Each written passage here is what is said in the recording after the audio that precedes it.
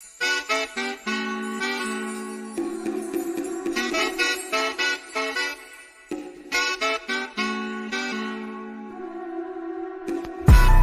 not about the money, it's the principle.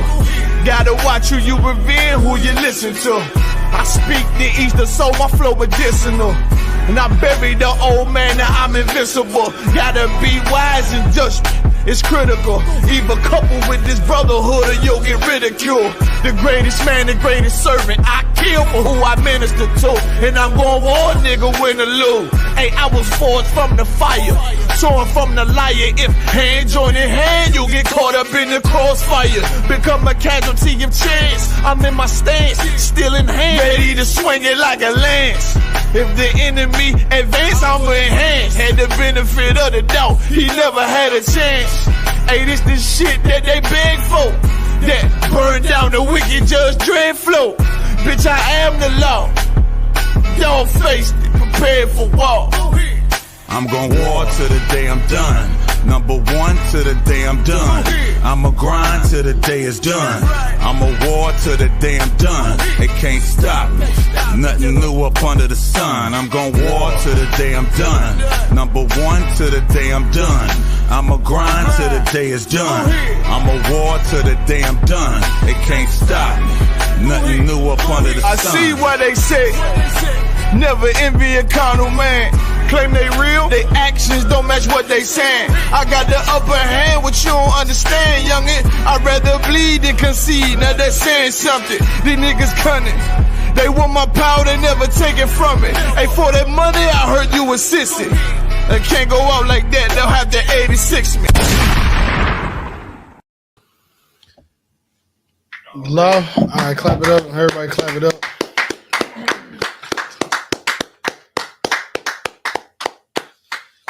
All right, so today's class, we had the I.S.U.P.K. We start out at 1 West 125th Street, Harlem, New York City, under Commandant General Yohana. Established in 1969, we're not affiliated with any other Israelite group. We teach the truth according to the Bible that the so-called blacks, Hispanics, and Native Indians are God's chosen people. Today's class is about mercy. It's about David's prayer for mercy. All right, so just to go ahead and start the class off, we're going to ask the question about. Matter of fact, let's first get into it. All right, let's see what David's sin was and what he did from that point. Let's get 2 Samuel chapter 11, and let's start from there. All right.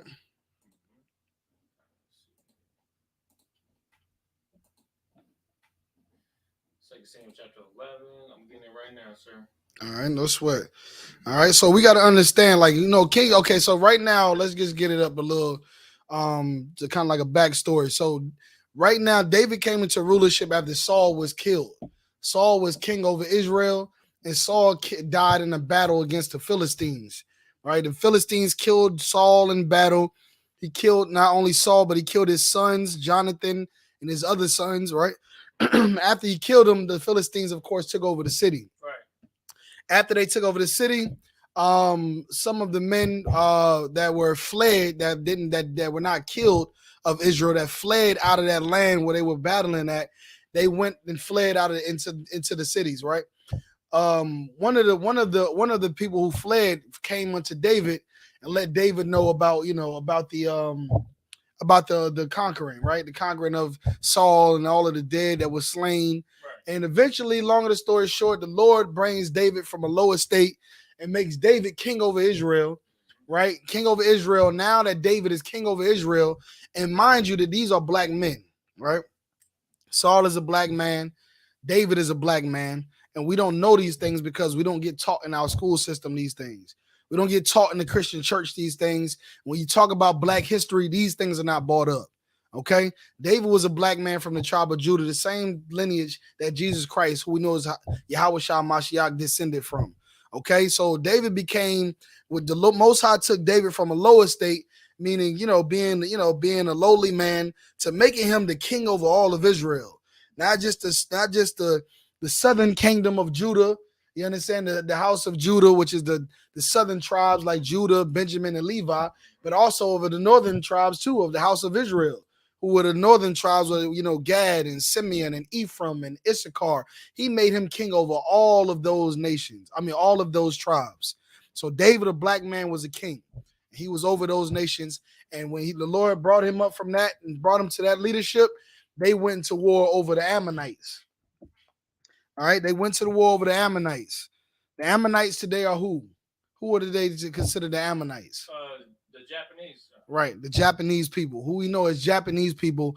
The Bible, their biblical name is Ammonites, right? They're considered the Ammonites in the Bible. What we look at as the Chinese people today. So David, our forefather, went to war with the Ammonites as he was now the appointed king over all of Israel. And that's what we're picking up right now in the story. Go ahead and read 2 Samuel, the 11th chapter. Okay, sir. Start verse 1. Mm-hmm. We're in 2 Samuel chapter 11, verse 1. Good. And it came to pass after the year was expired, at the time when kings go forth to battle, that David sent Joab and his servants with him and all Israel. So David, of course, he's the king. Joab was his captain at the time. He was a captain. And he sent his captain, Joab, along with his men, which would probably be his officers, his troopers, whoever the case may be, that were under Joab, their military, and he sent them out. Go ahead. And his servants with him and all Israel. Go ahead. And they destroyed the children of Ammon. They did what? Destroyed the children of Ammon. So now, because David was such a tactical man in war, and Joab was fearless, Joab was a fearless man in war as well. You understand? Like, they went to war with the Ammonites, and they destroyed the Ammonites. Like the Bible is saying right now, they destroyed the Ammonites. Hold on, let me get to where you at so I can be reading along with you. Let's see. Okay, yeah, so they destroyed the Ammonites. They destroyed them, right? The children of Ammon. So our forefathers, a so-called black man named David Mack. David Mack, David Salagia. A so-called black man named David, went to war and with the so-called Japanese. Tootie, sit up, all right? Sit up. With the war with the so-called children of the Japanese, and they destroyed them. Okay, go ahead and read. Okay, and besieged Rabbah. But David tarried still at Jerusalem. Right, so they besieged Rabbah, which is one of the cities at the time. But David, as he sent Joab and the servants out and to go to war and destroy the Ammonites, David stayed in Jerusalem, which of course now this is our homeland, Jerusalem. Right. Like when you talk about Black history and Hispanic and Native Indian history, Jerusalem is the mother of us all. That's right. That's the mother of us all. Africa is not the motherland. Jerusalem is the motherland. You understand? That's the truth. Where all man comes from. You understand? Because we all descend from Adam, but more specifically, Jerusalem is our home, so-called Blacks, Hispanics, and Native Indians. So David tarried in Jerusalem, in our hometown. Go ahead. Okay.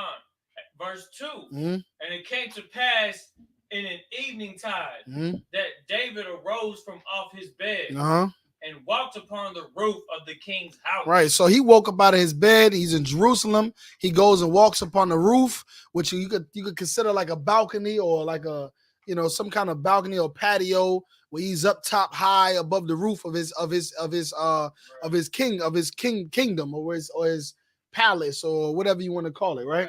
Go ahead. It says, and from the roof he saw a woman washing herself.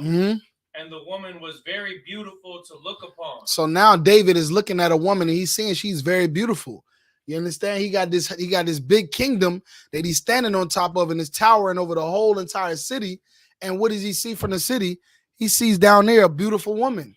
And what is she doing? What is she doing? Go ahead and read. It says, and from the roof he saw a woman washing herself. Right, she's washing herself. That's what she's doing. So he's looking from the rooftop. He sees this woman. She's beautiful. She's washing herself. And like it says, the woman was very beautiful to look upon. All right, give me verse 3. Okay, verse 3. And David sent and inquired after the woman. Right. So David went to go get some of his servants to go find out about her. Who is this woman that looks so beautiful down there, that's down there bathing herself? And he can see her nakedness and everything else from where he's at. You understand? He can see it all. He just now he's taken. His flesh is overcoming him. Right. Because he sees this beautiful woman and now he wants to inquire of her. Who is this woman that looks so beautiful down there? Go ahead. Okay. And one said, "Is not this Bathsheba?" And one of them said, "Is this not Bathsheba?" Go ahead. The daughter of Eliam. The wife of Uriah the Hittite. So now, this is one thing that's important, that today in today's society and all throughout the time in America and even across the world, they make it like race is not important. Like your lineage is not important. We just all one big melting pot of people. And no matter what skin color you are, no matter where you come from, we all are one people, when that's a lie. That's a lie. What your fathers, who your fathers are, is important to know. It's important to know. Why is it important to know? Because if you have a father that was a king and he has all of this gold and all of these riches and stuff like that, is he going to pass it down to someone else's children? No, he's not going to pass it down to someone else's children. He's going to pass it down to his children, right? And then you'll get it. And then when your children get old enough, what are you going to do? You're going to pass it down to your children and pass it and pass it and pass it. Right. And that's what we understand when we think about lineage. Like these people that are in the Bible are part of families. They're a part of families. And every family has some kind of thing that they passing down, whether it be their culture, whether it be their riches, whether it be their, their identity, so on and so forth. They're passing it down. One child, one generation to another generation to another generation. Well, more specifically, our people, the children of Israel, who descend, who blacks, Hispanics, and Native Indians descend from today. We are a part of a royal lineage, man. We are part of a royal bloodline. And knowing that is why we will be able to come to our laws and to our understanding of who we are, so we can receive the inheritance that was promised to our fathers. That's right. You understand? That was promised to our fathers. Okay. Now we're reading about right here. Every time you read in the Bible, it always talks about this is the daughter of such and such. Right. This is the son of such and such. This is the son of David, or the daughter of, like you're saying right now, the daughter of Eliam. Because who you descend from is important, man. So he's saying the daughter of Eliam, the wife of Uriah the Hittite. So not only telling him where she descends from, but he's also letting David know that this is a married woman. She's married to Uriah, right? Go ahead and read. Okay. It says, verse 4, And David sent messengers and took her. So now after finding out 2 Samuel, we have 2 Samuel chapter 11. All right. So now after finding out about Bathsheba, now he knows her name, and now he knows what lineage she comes from, who her father is, and he knows that she's married. And what does he do next? He still gets his servants to go send for her. Go ahead. Okay. It says, and took her, and she came in unto him, and he lay with her, for she was purified from her uncleanness, and she returned unto her house. So now David sent for her, right? Took her and laid with her, which means what? They got busy. Right? They got busy, but what does getting busy mean? That means they had sex. Okay, and what does that mean though? They also got married. Right, that's what I'm looking for. He married that woman. And because she was a married woman, what does that mean he did? He committed adultery. David committed adultery because he slept with another man's wife. Okay? He slept with another man's wife, which is adultery. Okay? And David is the king over the whole city, and Uriah is a man of his own host, of his army. Right? So he lied with her, and then he sent her home. And then go ahead and read. Says, and verse 5, and the woman conceived. And the woman conceived, go ahead. And sent and told David. Right.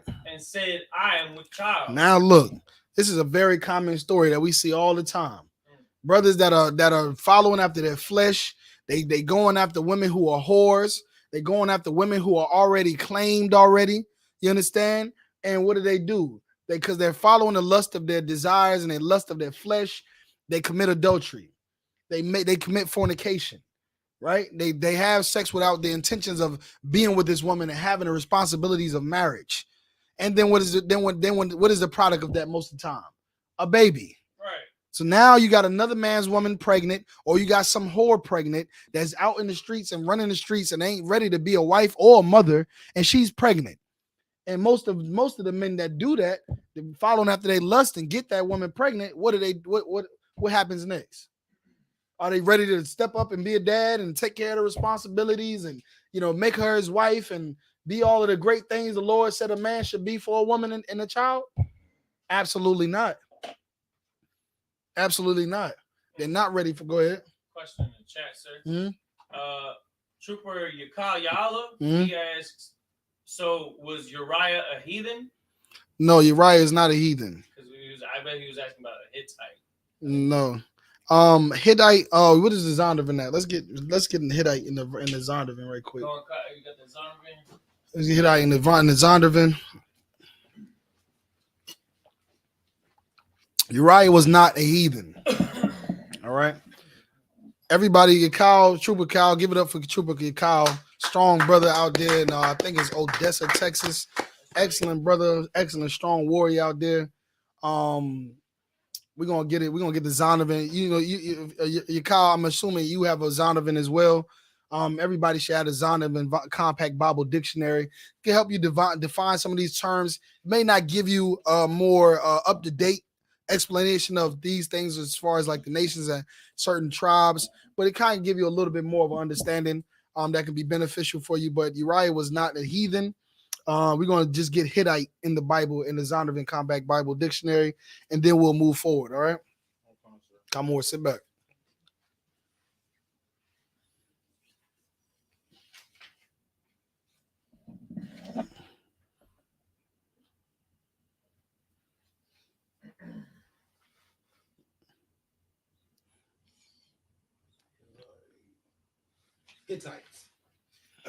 Hittites in the Zondervan Bible Compact Dictionary. Mm-hmm. One of the three great powers confronting early Israel. Mm-hmm. The original Hittites or Hittians sprang from Ham. Okay. Through Canaan's second son Heth. Okay. They were the people of the land, especially in the central hills at Hebron. Mm-hmm. In 2029 BC, Abraham purchased Machpelah. Okay, so maybe he was a Hittite because of the land he was from. But we'll get more definition of it. We'll get more into it. Is there any more on it? You could say one of the three powers of Israel at first, right? Was there any more on that?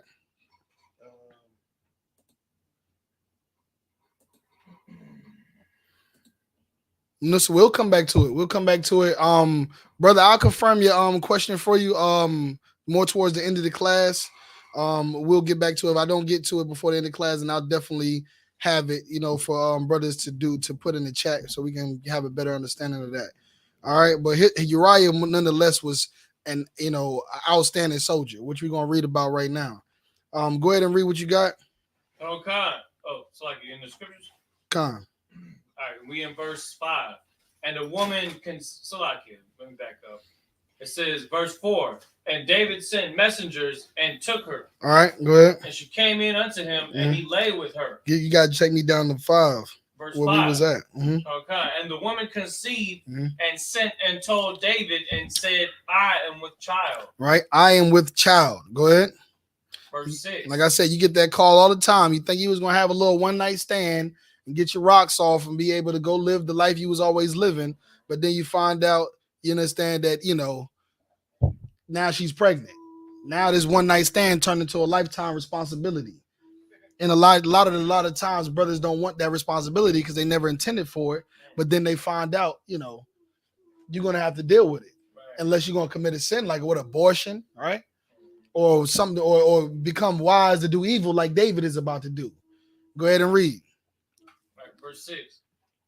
And David sent to Joab, saying, send me Uriah the Hittite. And Joab sent Uriah to David. Right. So now David sent messengers into Now David sent to Joab Hey, stop the noise. Stop. Stop. Stop making noise. So David sent to Joab, his captain, who was at war right now, right, against the Ammonites. He sent for Joab and saying, what? Send me Uriah the Hittite. And Joab sent Uriah to David. So they in battle, and he gets the message about David wanting Uriah. So he goes to Uriah and gets Uriah from out of the field or the camp was where they were set up at. It said David called for you. Send him to Jerusalem to go see David. Go ahead. Verse 7, and when Uriah was come unto him, David demanded of him how Joab did. Right. So now that Uriah got there, he's asking David, how did Joab doing? Like, how's the war out there? You know what I mean? How's it going against them Ammonites? Is Joab being a good captain out there? Is he raising y'all brothers up right? Is he leading y'all in the right direction? Is he defeating those Japanese out there that want to, push their philosophies on us and their ideology and their culture on us? Right. Are they defeating them? Go ahead. Verse 7, and how the people did and how the war prospered. Right. How everybody doing? Is the war being prosperous? Are you guys winning the war? You know what I mean? Like, he's asking him questions, like he's concerned about what's going on in the war, what's going on within the camps. Our brothers, winning the war. Is Joab being a good captain? Asking these questions as if he's really concerned about what's going on. But we're going to find out what his real motive is. Go ahead and read. Verse 8, and David said unto Uriah, go down to thy house and wash thy feet. And Uriah departed out of the king's house, and there followed him a mess of meat from the king. Right. So he like, go to your house, wash your feet. He sent him to his house, told him to go wash his feet, get comfortable. At the same time, he ordering up all the best lambs, everything to send to you with Uriah to his house. Why do you think he's doing this? Why does anybody think David is doing this? Go ahead. David is trying to be conniving, well, why is he doing it though? Oh, so he can cover up that.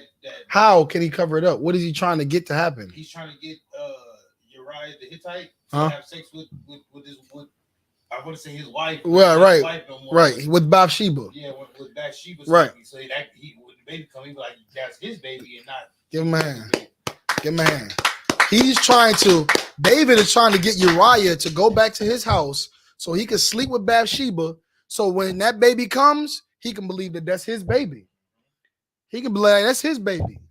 And most of the time, because brothers follow their lust so much, they end up having sex with women that get pregnant, and she don't know who the daddy is anyway for that very reason. Right. Because she's having sex with multiple different men, which is why that the Bible calls that a whoredom, or a harlot. You understand? For a woman to be having sexual relations with more than one man, when a woman should be the husband or wife of one man. Okay, so now he's trying to get Uriah to go in there and have sex with his wife. So when the baby comes, not only is he remarrying her, but he's also going to think that that's his baby. So he's trying to, like Kabar said, he's conniving. He's being conniving. He's being wise to do evil, like the Bible says, right? Because now if he sends David in there, not only is he going to have David commit adultery now, right? Because now he's married him. That's David's wife now. But now if he goes in there, that'd be his wife again. And he's committed adultery against David. So, longer the story short, go ahead and read. Okay, sir. So he's telling Uriah, go down there, wash your feet, take a shower, get nice and clean. You've been at war. You know what I mean? Not only that, we're going to send some 5-star meals down there to your house, lamb and goat and curry and all the good stuff everybody loves to eat, just to set the mood, right? Okay. Go ahead. It says, verse 9, but Uriah slept at the door of the king's house with all the servant of his Lord. And went not down to his house. So now, what you would think that most men would do, right? You done came back from war. You out here fighting against the Japanese, the Ammonites. It's dirty out there. It's all kind of arrows being flown everywhere, swords and blood and gore and every other thing, right? You sleeping in camps and under tents and You know, it's rough out there. You get a chance to come home and you get your shower and bath and all these meats, and you get to be with your woman. You would think that, damn, the brother would take the meats, go shower, and get out of this mess that he was all in and enjoy himself and have a little bit of pleasure. But that not Uriah. Not Uriah. Uriah is an excellent soldier. He's an excellent soldier, and he would rather sleep at the gates. You understand? At the, what does it say? At the door of the king's house with all the servants of his Lord, Right. with all the servants of his king, of all the servants of his Father in heaven, right? And went not down instead of going to his house. Go ahead and read. Okay. And when they had told David, saying, Uriah went not down unto his house, David said unto Uriah, camest thou not from thy journey? Why then didst thou not go down unto thine house? Right, you done came all this way. You been out there suffering in war. Everything that's going on, you've been eating rations. You know what I mean? Like, you know, you got a ration when you at war. You got to take quick, wash under your arms and wash all the exclusive spots only, because you ain't got time to take a long shower and bathe. You probably got a pot of water. You out in war. You had to take this long journey to get here after I sent for you. Like, now you're saying, why then didst thou not go down into thy house? Why don't you go home, man, to get in the shower and stay with your wife? Get up under that warm thigh. You understand? And get some of this good meats that I've been sending down there for you. Why did you go down there? Go ahead. Okay. It says, verse 11, and Uriah said unto David, the ark and Israel and Judah abide in tents. That's right, man. He's talking about his nation, the things that make his nations great, our belongings, our possessions, you understand? And not only our belongings and our possessions, but the great men who serve this nation, man. He's talking about who? He's saying in Israel and Judah abide in tents. Go ahead. His brothers. Excellent brotherhood. My brothers are down there in tents in the war right now. That's where they at. And everything that we're fighting for. All of the great things, our culture, our inheritance. Like he said, the ark, the covenant, you understand? Like all of the great things that we've inherited, that our forefathers have given us, that make us special. My brothers, they're down there sleeping in tents and suffering down there and dying and starving and sleeping in tents on the ground and the dirt and so on and so forth. That's where they are at. Go ahead. Like your point, because remember earlier the question that was asked was Uriah a heathen? And from this, when he's talking about it, he's talking exclusively about Israel and Judah and the Israelites and his brothers. Right. This right here he's showing that he is an Israelite through his actions. That's right. You know what I'm saying? As I said, Uriah is definitely not a heathen. He's an Israelite. You understand? He's an Israelite. He's a so-called Black, Hispanic, Native Indian like us, right? And he is a soldier. So much of a soldier that he's identifying who his brothers are, Israel and Judah, and saying that I'm not going to live deliciously and sleep good and eat good and have pleasure with my woman. If they are not, if they're suffering, then I'm going to suffer. You called me here from the war.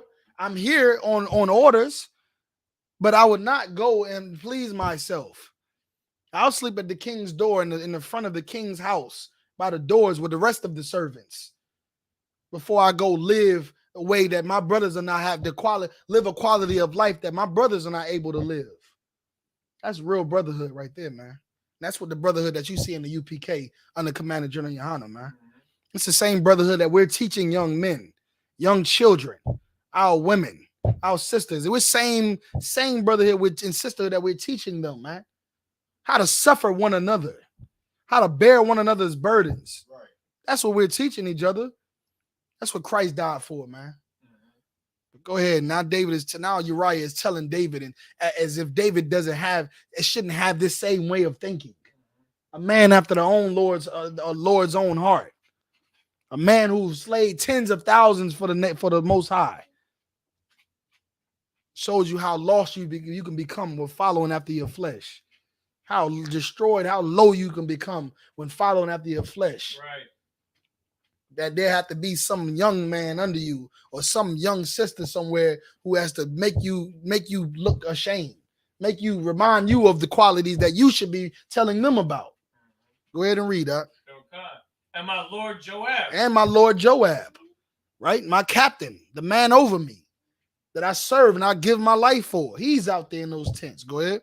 And the servants of my Lord are encamped in the open field. Go ahead. Shall I then go into my house? Right. So now should I go into my house? You understand? I know they didn't have AC in this day, you know what I mean? But think about today in today's time. You know, we're gonna be back home and AC, and you know, we got our living room furniture, our couches, and the TV, and you know, the refrigerator right there, and it's just so pleasing to be home. Should I go to my house when these men are camped out in open fields? Right. Go ahead. To eat and to drink and to lie with my wife, as thou livest and as thy soul liveth, I will not do this thing. Ooh-wee. Give him a hand. This is stories like this, man. Is all of these stories in this Bible, man, gives us strength. It gives us a foundation on how we should be as Black men, Hispanic and Native Indian men and women. It gives us a foundation of what real strength is like, what real brotherhood and sisterhood is like, what it really means to serve the Lord, what it really means to be an Israelite.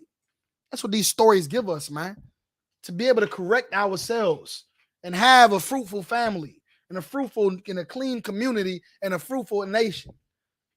That's what these stories do for us, man, because without it, we'll just be like the heathen.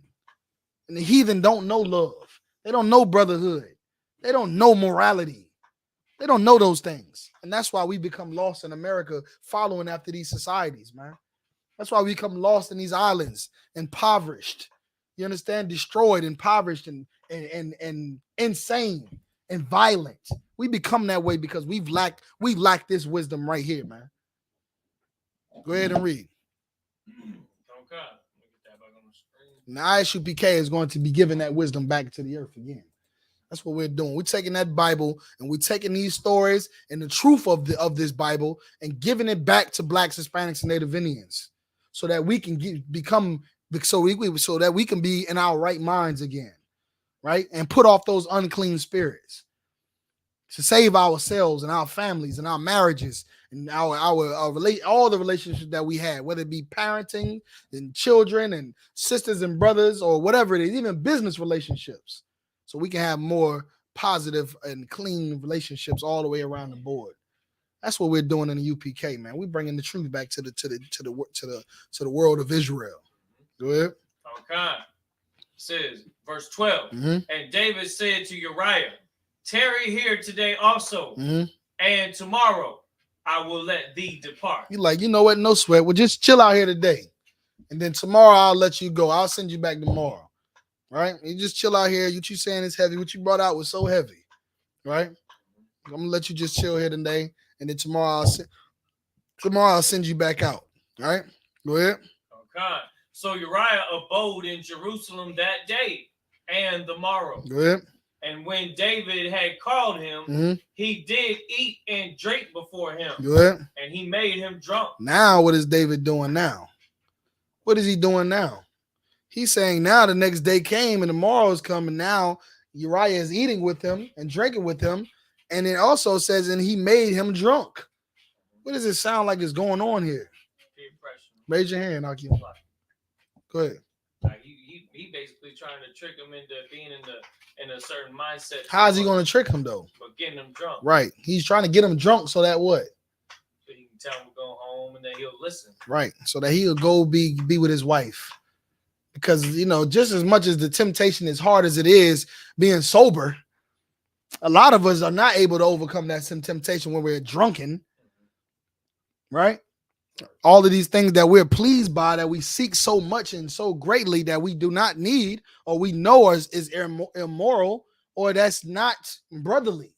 It may not be immoral, but it just may not be brotherly. We'll probably most likely give into those things, being drunken. And that's why the Lord says, don't be drunkards. Right. So the Lord says, be vigilant, sober-minded, so we can be able to withstand the wiles of the devil. Right. But David is trying to get him drunk so he can go home and have sex with his wife because he's in desperation to get this man to sleep with him to cover up this baby that he just put in this man and this woman. You understand? Go ahead and read. Okay. And at even he went out to lie on his bed with the servants of his Lord, but went not down to his house. Right. So now he got drunk, and what he did, brotherhood. He just went and kicked it with his brothers again. You understand? There was no way. Drunk, sober, it don't matter. He's focused. His mind is in the right place. He knows what he stands for, and he stands on it no matter what you say or how you put it. He's going to dwell with his brothers and live like his brothers. It's not a time for peace and love for him. It's not a time for, joy and happiness for him. It's a time for war for him. It's a time for us to go, for him to be with his brothers and live like his brothers, because we're at war. We're suffering, man. And that's an honorable thing. He did not go down to his house. Go ahead and read. Okay, verse 14. And it came to pass in the morning that David wrote a letter to Joab and sent it by the hand of Uriah. So now David wrote a letter, right, to Joab with the captain, and he gave it to Uriah and said, hey, take this to Joab. Send them back out there. Go ahead and read. Okay. Verse 15. And he wrote in the letter saying, set ye Uriah in the forefront of the hottest battle. Ooh-wee. Set ye Uriah in the forefront of the hottest battle. What does this sound like that's happening right now? Go ahead, Doc. He's like putting a hit out on him. Yeah, that's exactly what's happening. He's preparing him to be murdered. Because how are you gonna say, put this man? This is a valiant brother right here. This is a soldier. He's already been out there fighting. Now he done come back and he's fighting his own temptation. And he's able to fight his temptation. How is he able to fight his temptation? Somebody answer that for me. How is he able to fight his temptation? Right. Yeah, as he's in Jerusalem. How is he able to fight his temptation? No, that is the temptation. He's fighting, but how is he fighting it? By having excellent brotherhood. By having excellent brotherhood. Give him a hand. His brotherhood inside of him is too strong. It's more stronger than the temptation that he has to go eat good food and lay up with his wife. It's too strong, and that's something that all of us have to learn and obtain. We all have to learn and obtain that the love of each other should be the reason we should strive for perfection. The love of each other is why we should strive to not sleep with whores or be whores. Why we should not be drunkards, and why we should not celebrate Christmas and Thanksgiving and Easter. Right. It's the reason why we should be the reason why we don't do any of those things, because the love we have for our brothers and sisters to do what's right.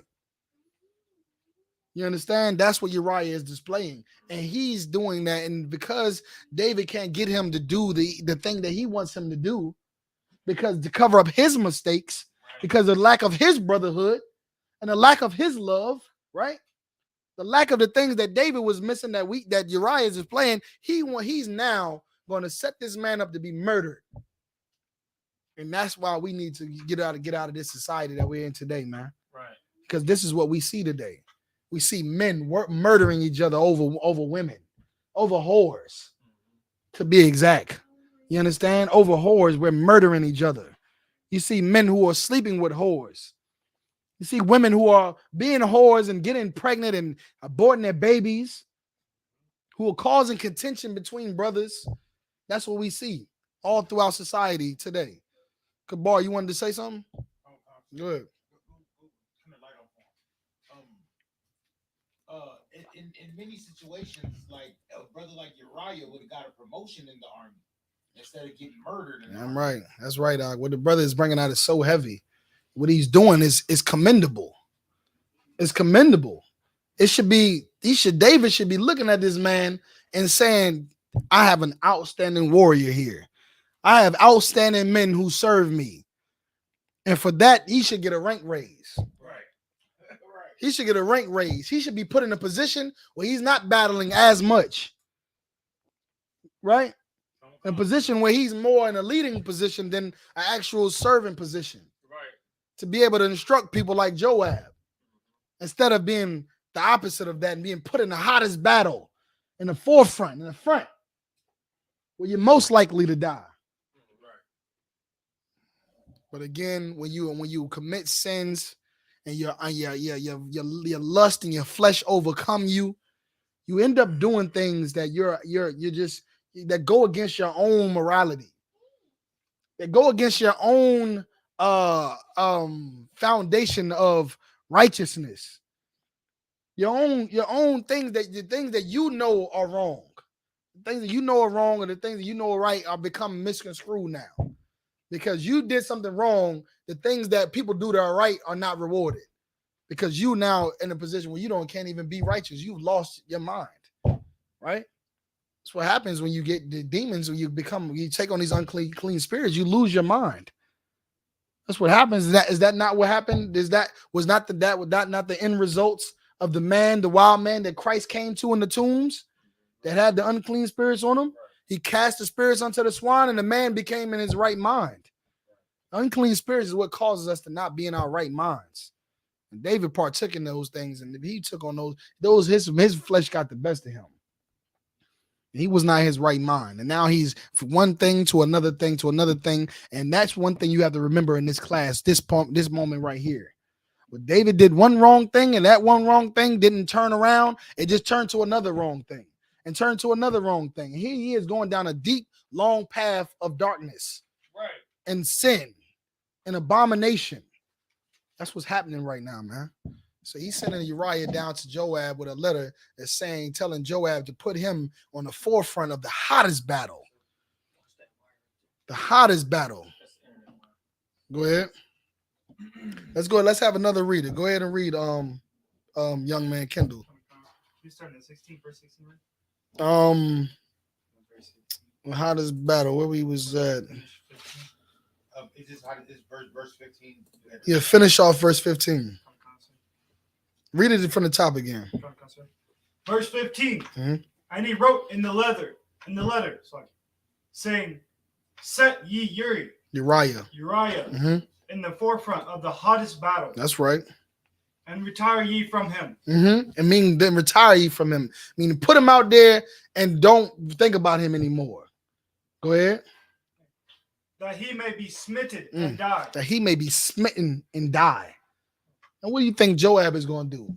You think Joab is going to write a letter back and be like, well, Salakia, sir, well, what did he do? Salakia, sir, he's not going to ask any questions, because just like Uriah, he too is an outstanding warrior. He too is going to follow orders and do what's brotherly and the right thing to do, and he's going to follow that order. He's going to put him in the forefront of the hottest battle, and he's going to retire of him, that he may be smitten and die. Go ahead, verse 16. And it came to pass when Job observed the city that he assigned So now Joab observing the city. Why is he observing the city? What is he looking for? Raise your hand next time, all right? Raise your hand. Would you go ahead and say it nice and loud? The hottest battle. He's looking for the hottest battle. He's observing the city and looking for the hottest battle. You see over here, we kind of got things under control. It's manageable over here. Over there, we kind of got like a little, they got us on the ropes, but we still in there. But then he looks over here and see they overthrowing us over here on this side. They are overthrowing us. Our men over here are being slain. They are dying. Some of them are retreating. That's the hottest battle. He's overseeing. He sees. And go ahead. You said his name was Uriah. Mm-hmm. Uriah unto a place where he knew. Oh, read it again. So observe the city. So when Joab observed the city, go ahead. When Joab observed the city, that he assigned Uriah unto a place where he knew that valiant men were. Right. Meaning these valiant men, meaning these are the men who are, you got a doggone put a chain on these men. You understand? These are the men that go over and beyond. You give them an order and they go far beyond the order. But sometimes it's not good either. Right? Sometimes it's not good either. to do more than what you was asked to do in some cases, right? But these men were like that. That's who they were. Send them out. They were like what's the current word? Bots. Bots that just, I don't know if anybody, I'm gonna probably make light of the whole situation, but we play Call of Duty, right? You know what I mean? And sometimes, you got a 4-man squad and 3 of your men die, and it's just you that's left alive. It's probably not wise for you to run in on another squad, 4-man squad by yourself. But a valiant, what does it say right here? But a valiant man, he would. A valiant man is gonna run in there by himself with a 4-man squad, you know what I mean, and try to overcome and team wipe their squad. One man, he just that valiant. And what mostly happens most of the time, he's gonna die. It's not gonna work. You're gonna lose. You're outnumbered. You understand? No sweat. You're outnumbered. You're going in there. You got zeal, but you don't have the knowledge. You're just going. You don't have discipline. You're just valiant, you know what I mean? And that's why our brothers need this militants in the UPK. We need that structure on how to move and stay in a certain line, because you can be not so righteous and you can be overly righteous to the point where you put yourself in harm's way. You don't make wise decisions, right? And that's why the Bible sometimes said the scriptures, you zeal, but not according to knowledge, right? Go ahead, y'all one. So, just kind of picturing the whole situation, especially where it talks about them fighting Ammon and the valiant men among Ammon. I'm just trying to get the right mindset as to what they, trying to picture the battle. And I know that, of course, Ammon, the Japanese, they have an ancient culture that derives from, like, the actual Japanese. They derive from samurais and things like that. Yeah, right. And so this must have been like the prototype early stages of that form of their culture was them samurais. So I'm imagining that like something like that is what Joab is sending Uriah to, and this is like the best of them. Like I'm thinking of like, well, when it's picture what they looking like, you know what I mean? Okay, so right now when it's talking about Uriah unto a place where he knew that valiant men were, he's talking about men of his own men. You understand? Men of his own men, and also to some degree the Ammonites as well, right? Same thing, right? Because they're obviously this the hottest battle, right? We got our brothers that's over there, and they valiant, they just like what's the word I'm looking for, man? Just like brutes, you know what I mean? Just all flesh and body, just killing and going, and the same thing on the Ammonite side, they clashing and they got their tactics, they samurais and they doing all their ninja stuff, you know what I mean? And it's a hot battle over there. It's a hot battle over there. It's really going down over there. You know what I mean? And that's what Joab is going to send him. But let's move on so we can get to the real point of all of this. Go ahead and read verse 17. Go ahead and continue. Verse 17. And the man of the city went out and fought with Joab. And there fell some of the people of the servants of David. Right. So now Joab and all of them, they went out there. But now Joab is in one place and Uriah is where? He's on the forefront. He's on the forefront. You know what I mean? Joab went out to war, went out to the battle with him and fought with him. But where's Uriah? On the forefront. He's in the front of it. He was sent to the front of the battle, in the meat of the battle, the thick of it, right? Go ahead. And Uriah, the Hittite, died also. Right. So, and there fell some of the people of the servants of David, and Uriah the Hittite died also. So exactly what David wanted to happen is what happened. Uriah went out there and died in war, man. That's such an excellent brother, man. Such an excellent brother that would probably, that I ain't even gonna say probably. He did it. He died for David. He died for his king, for his brothers. You know what I mean? He died for his father in heaven, man. Like he died for everything that an Israelite man should die for. He died a martyr, man. That's and David had that man killed, man. And he just sacrificed it all. And this is we talking about the king of Israel compared to a lowly servant in his military. Go ahead and read on. Verse 18. Then Joab sent and told David all the things concerning the war. Now after it all, Joab now is going to report back to David the things that are concerning the war, right? He's sending back the war report. Go ahead. Verse 19.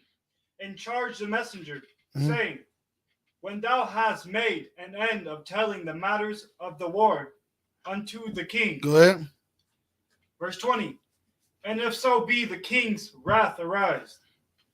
So he's saying charge the messenger. Why? Because David knew, Joab knew what like he knew this wasn't right. Something wasn't right.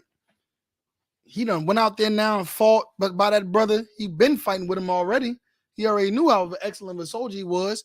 Now he had to follow the orders to put him out there for him to die and see him die. Now he's sending a messenger and saying, and charge the messenger, saying, when thou hast made an end of telling the matters of the war unto the king, and if so be the king, be that the king's wrath arise, and he say unto thee, go ahead. Wherefore approached ye so nigh unto the city when ye did fight. Go ahead. Know ye not that ye would shoot from the wall? Know ye not that they would shoot from the wall? Right. So he's saying, like, like you when you sent that message for us to go out there and fight on that part, did you not know that they was going to shoot us from the wall? Right. You see what I'm saying? Like, David knows what's going on. David knows what's happening out there in the war. Joab been giving him war reports. He been knew about the hottest battle. He knew where the hottest battle was at. He knew they was getting attacked by the archery, right? They got the archers over there and whatever else they using, and they attacking them from the wall. And he's sending a message like, you knew this, then you know this? We followed your orders and men have died. Are you aware of, did this slip your mind? He knows that, like, this ain't right. Why did you do this? Go ahead. Verse 21. Who smote Abimelech, the son of Jerubbaal.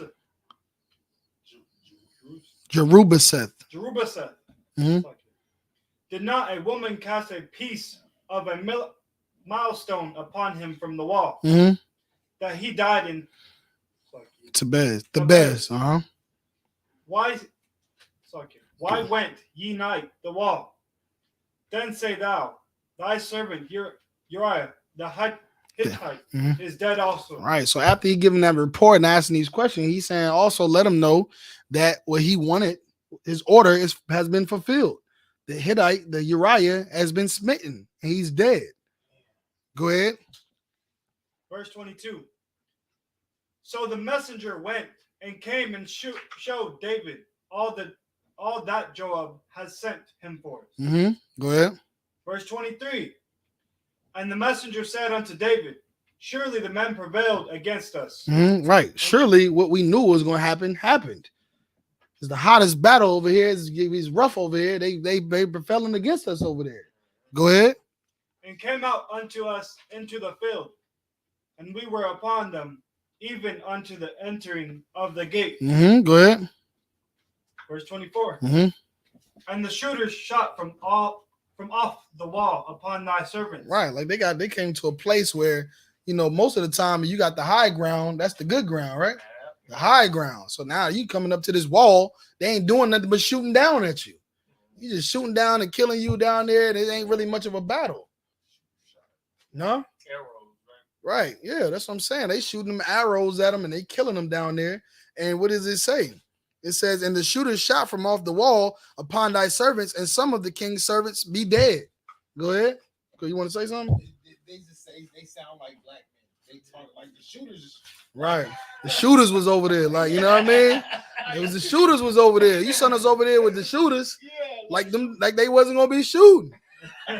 Like, what kind of order was that? We over there getting shot by the shooters. And now Israel, now we did now some of the servants be dead. Go ahead.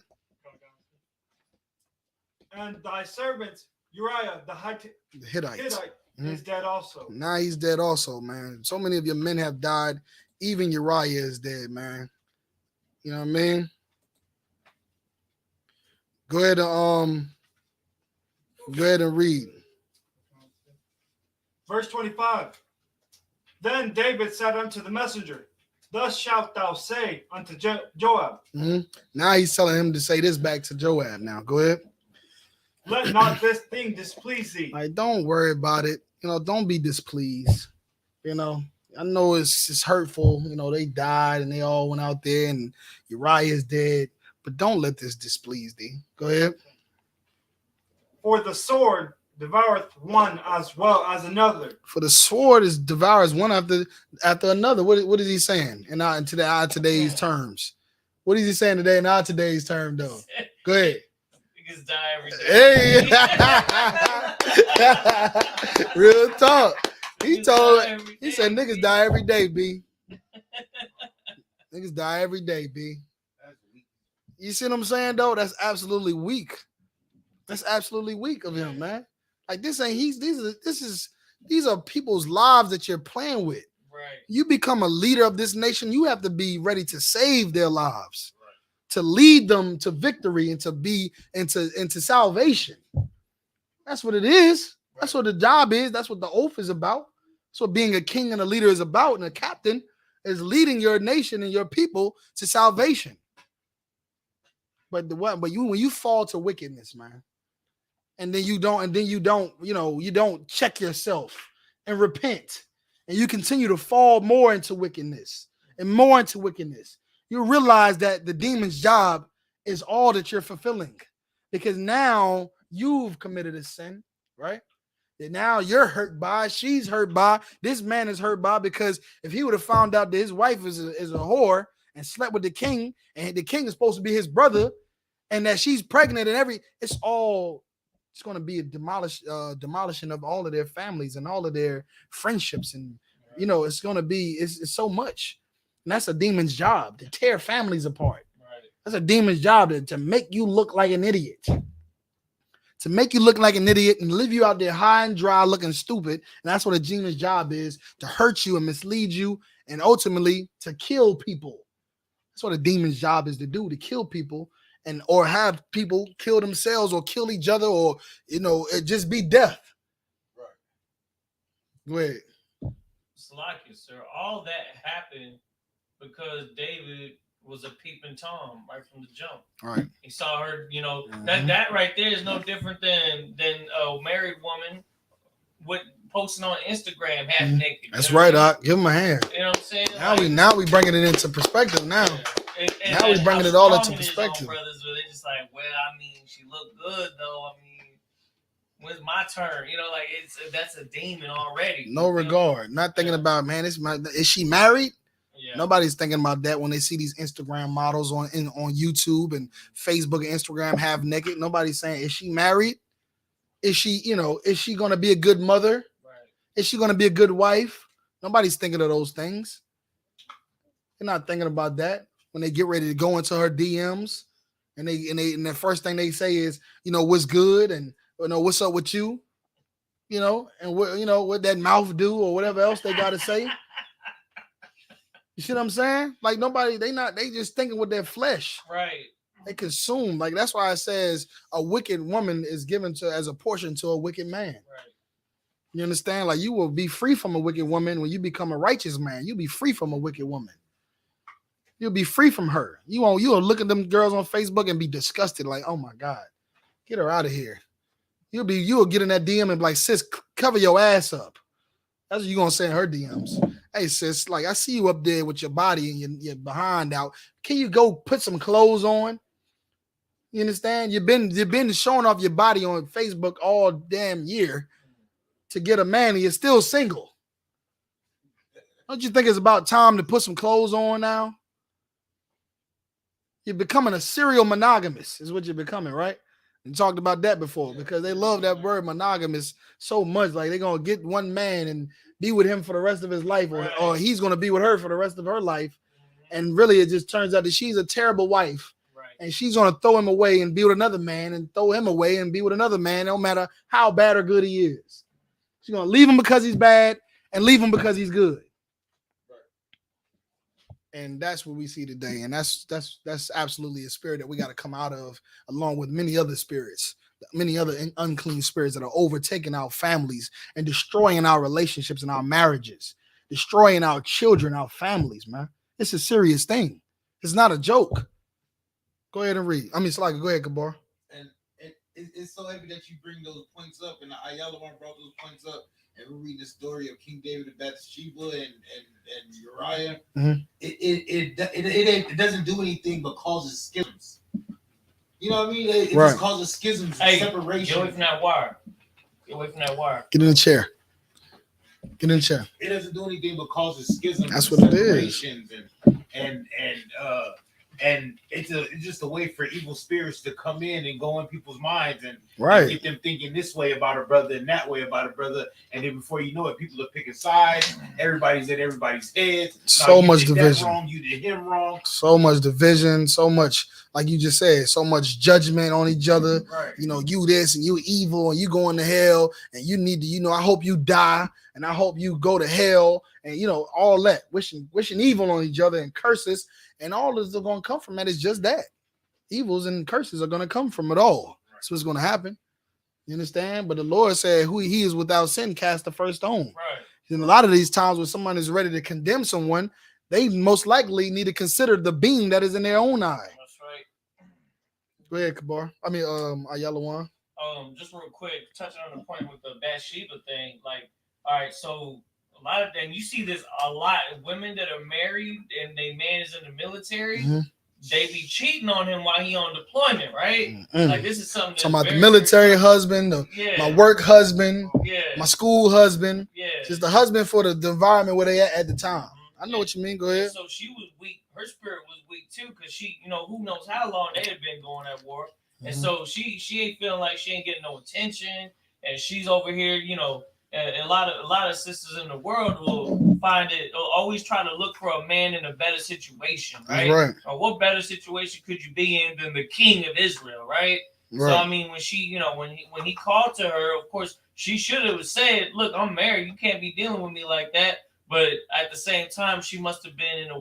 I'm just imagining she must have been in a weaker position in her flesh as well, because she had been without any attention in a while. And because she sees this as a possible power move, like all them old Cardi B listening to it, and bitches out here, they be hearing that and they be like, "I'm making money moves." Like that's the kind of move she made by sleeping with David. Right. Come on. That's right. What she say? What they say? Somebody don't deserve no something. They don't deserve. Yeah, broke niggas don't deserve something. I know that's right. Yeah. Like that's what you right. You right. And those are the influencements that are set up here for us today. And I'm glad you brought that up before we get into the David's mercy. But I want to get into how much America and society and the world around us and every other, you know, stitch of land and the airways and the internet and the radio, how much all of these people are influencing us to do evil. They're influencing us to do evil. They're influencing us to believe evil.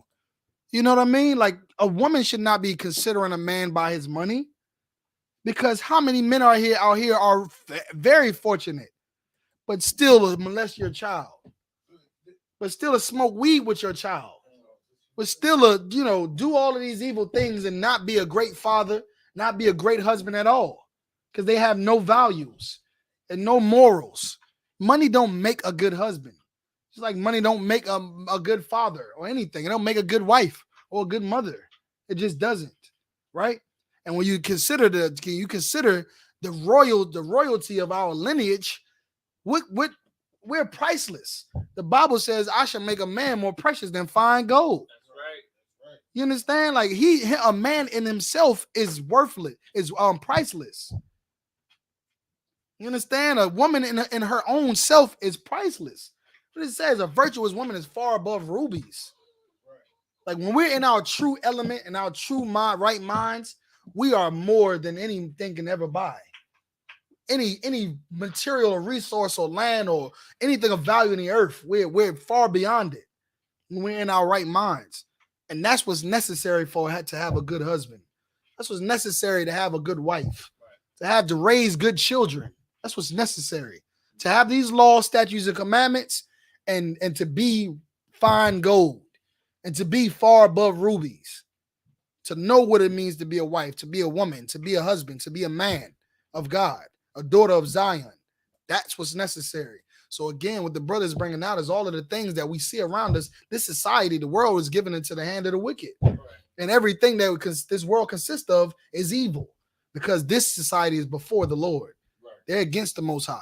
Africa, the Africans are against the Most High. We read about it in Nimrod, about Nimrod. Right. They're before the Lord. They're against the Most High. Chinese people and Japanese, we're battling them right now. In the scriptures, we're battling the Japanese in the time of David. They're against the Lord. They're against the Lord. So what that means, their societies promote everything that's against the Lord. They eating bat soup. They cutting clitorises off. They homosexuals. They eating pork and shrimp, and that's their delicacies. They're having sex with whoever and throwing them away and not taking on the responsibilities. Doing drugs, selling drugs. All of their holidays are all representation of their cultures and their gods and their idols, right? And when we follow them and we get raised up in this society to be rappers, big time rappers and big time actors, you best believe that we're going to be promoting their agendas in these movies. Best believe we're going to be promoting their agenda in these songs, in those TV shows, in their cartoons. You guys believe that agenda is going to be pushed in there, and it's up for us. It's up for us, men and women, and to get to our children to be able to deviate from those things, to be able to bind, to get loose from those chains, so we don't have to be so weak to temptation, so blind to the evils of this place. All right, that was an excellent point. All right, let's go to somebody go ahead. Can we read the next verse, sir? Yeah, that's where we at, right? Verse 26. Yeah, you want to take it up? Go ahead and read it out. Verse 26. And when the wife of Uriah heard that Uriah, her husband, was dead, she mourned for her husband. No, I know you want to say something, huh? Okay. Go ahead, go ahead and say it. She mourned for her husband. She didn't mourn for her husband. She was thinking about everything. She mourned for her husband in public, but in the back of her mind, in private, she was thinking like, "Oh yeah, I just came up." Right. I'm now he's out the way. I can go be with David, right, and be the wife of a king. Right. The next verse, tell it. Go ahead, read it. Verse 27. And when the morning was past, David sent and fetched her to his house, and she became his wife and bare him a son. Go ahead. Go ahead. But the thing that David had done displeased the Lord. It did what? Displeased the Lord. It did what? Displeased the Lord. Right, because everything that we think we doing out here that's right and cool, you understand, that we think that we doing out here that's the wave or however you want to put it, it's most likely not good to the Lord. Right. It's most likely displeases the Lord. You think you celebrating Christmas because it's the birth of Jesus Christ, but really it has nothing to do with Jesus Christ. And it's displeasing the Lord for you to do it. You think you out here doing all of the things you're doing. That's why the Bible says when Christ come back, it's going to be many that's going to come to him and say, Lord, Lord, Lord, haven't I not did this in your name? Haven't I not did this and did that? All these fake Israelite groups that think they serving the Most High. Right. All these Christian churches that think they holy, saved, and sanctified. They're going to be the ones before the Lord saying, we did all of these things thinking that, we were serving you, Lord. And what is the Lord going to say to them? Go ahead. Depart from me, sir. I never knew you. Depart from me. I never knew you. That's what Jesus Christ is going to say. He's going to say, depart from me. I never knew you. He's not going to say, yeah, come on in. I love everybody. Come on in. I love everybody. Everybody did good. Come on in. You know what I mean? He's not going to do that. That's the Jesus that they're preaching about in church. But this Jesus is going to say, I did not know you. Depart from me. Because you was displeasing him this whole time. Telling us that the laws is done away with, telling his children in the world that the laws are done away with, telling the women that she is loose from her husband, that sex is not marriage. You were doing that, and you were displeasing the Lord. And the whole time, David is going having committed adultery, having sex with this man's wife, and now sending for him to go have sex with his wife again, so he can put the child on him. And because the man is so valiant, he didn't do it. And now David having him killed to now sending for his wife. So now send it for his wife so he can marry her and bear his son and live happily ever after. When the Lord said he's what? When it says what? David what? It displeased the Lord. David. But the thing that David had done displeased the Lord. Let's go drop down to Psalms. Let's get Psalms chapter 51, man. It displeased the Lord, man. It's high time, like we said, to awake from our sleep, man. To stop thinking that, oh well, what they say, we're gonna agree to disagree. To keep living like everybody's gonna be right. He's gonna be right. He's gonna be right. We all just, we just all think differently, but we all brothers and we all doing the work of the Lord. No, we're not. No, we're not. There's a specific way to serve the Lord. There's one truth, one baptism, one faith, right? One mind. Right. That's it. You said Psalms 50? 51, I think it is. You want what? Start me off at 1 if we got it. The book of Psalms, chapter 51, verse 1. Mm-hmm. To the chief musician, Mm-hmm. a psalm of David, Mm-hmm. when Nathan the prophet came unto him. Okay. So okay. Go ahead. After he had gone into Bathsheba. Right. So Nathan the prophet, I think they're going to tell a story about Nathan coming to him in this chapter. If not, we'll go to it. But go ahead and read it from the top again. To the chief musician, a psalm of David, Mm-hmm. when Nathan the prophet Mm-hmm. came unto him, Mm-hmm. after he had gone into Bathsheba. Mm-hmm. Have mercy upon me. Mm-hmm. Oh, let me get this right quick. Because I want to get that story of Nathan. It's on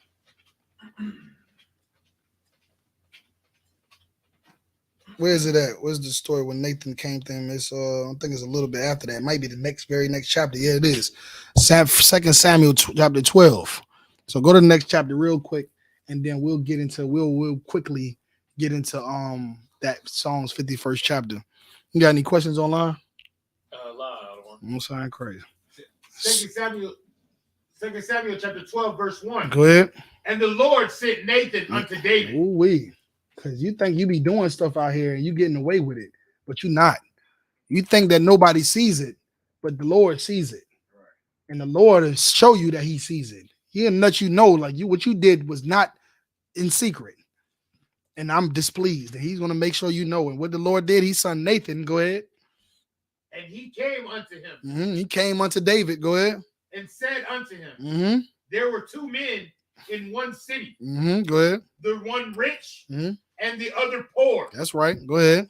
The rich man had exceeding many flocks and herds. Mm-hmm. So the rich man, there's two men in the city, a rich man and a poor man. The rich man got all the flocks and herds and everything you could think of. He got all that he can ever want. Right? Go ahead. But the poor man had nothing. The poor man had nothing, man. Just like we don't today. We don't have nothing today. Right? The poor man had nothing compared to what the rich man had. Go ahead and read. Say one little, is that ewe? Mm-hmm. Say one little ewe lamb, Mm-hmm. which he had bought and nourished up. Right. You got one little lamb, man. This man got a whole kingdom. He's a rich man. He got all the kingdom and herds and stocks and everything else. Plenty lamb. You know what I mean? But this poor man, all he has is nothing. He just had one sheep, one lamb. I mean, go ahead. And it grew. Mm-hmm. And it grew up together with him. Right. It was one lamb he done raised up, and it grew up. The lamb grew up with him. He raised the lamb up. Go ahead. And with his children, Mm-hmm. it did eat of his own meat, Mm-hmm. and drank of his own cup, Mm-hmm. and lay in his bosom, Mm-hmm. and was unto him as a daughter. All right. He raised that little lamb up like his own child. That's all he got, man. Nourished that lamb and raised it up like his own child. This is all he got. Go ahead. Verse 4. Verse 4. And there came a traveler unto the rich man, Mm-hmm. and he spared to take of his own, Mm-hmm. of his own flock, Mm-hmm. and of his own herd, Mm-hmm. to dress for the wayfaring man that was come unto him, but took the poor man's lamb. Right. So now instead of him taking his own flock and his own herd, all of the thing that he has of his own, he takes this man's lamb. He got all the lamb in the world. I mean, lamb and cows and sheep and chickens and every other thing, because he's a rich man. He got it all. But instead of him taking of his own, he took the poor man's lamb. That only one lamb the poor man got that he raised like his own child. He took up the poor man's lamb and dressed it for the man that was come to him. Right? He took the other man's lamb, the poor man's lamb, to give to the man that was coming. Go ahead, take it up by Yalawan. Verse 5. Verse 5. And David's anger was greatly kindled against the man. And David's anger was greatly kindled against the man. He was like, what? What? Where is he at? Where is he at? He's a rich man and a poor man. And the rich man took the poor man's lamb and he got all of this lamb and goats and everything. He's rich. He takes the poor man's lamb, and David was angry. David was angry. Why did he take this poor man, little man's lamb? He's the king over Israel. This is going on in my city and in my kingdom? What's going on out here? Go ahead and read. Go ahead. The audacity. Sir. Right, yeah, we're going to get to it. Go ahead. And he said to Nathan, as the Lord liveth, the man that had done this thing shall surely die. Ooh-wee. Ooh-wee. Who knows what's going on here? Hold on. He said she shall surely die. Go ahead. Next verse. And he shall restore the lamb fourfold. Right. He's going to restore. He's going to kill them. The man should surely die, and the poor man should get not just one lamb, 4 lambs. See what I'm saying? Like, we're going to multiply his lambs now. That's what David wanted to do because he was upset with this. He was angry to hear this. I'm angry to hear this. That man is going to die, and we're going to give that poor man not just 1 lamb. We're going to give him 4 lambs, 4-fold. Ooh-wee. Go ahead. He set himself up. He don't even know it. You know, like. Go ahead, give it to me, Yak.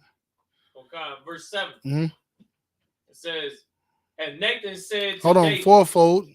It's like 4-fold. Is that the end of that verse? You didn't never finish the verse. Oh, it's like it says, and he shall restore the lamb 4-fold because he did this thing and because he had no pity. He had no pity.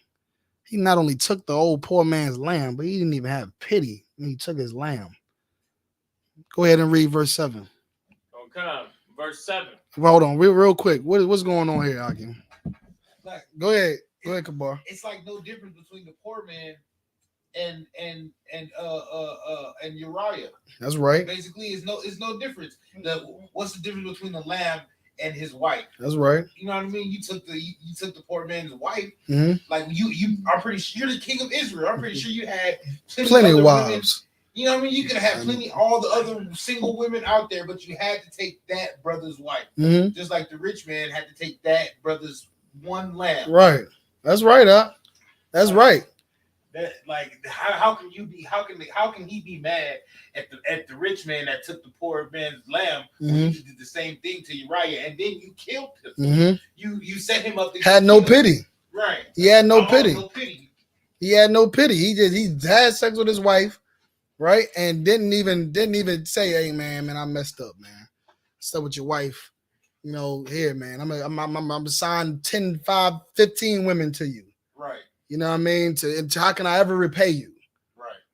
No, he didn't have no pity. Instead, he tried to get him to go sleep with him to hide the fact that he did it and got her pregnant, and he had him killed. He had no pity. And Nathan is telling him this. And what does Nathan got to say right now about this rich man and poor man that David wants to know about? Where is he at? He's like, where's this man that did this?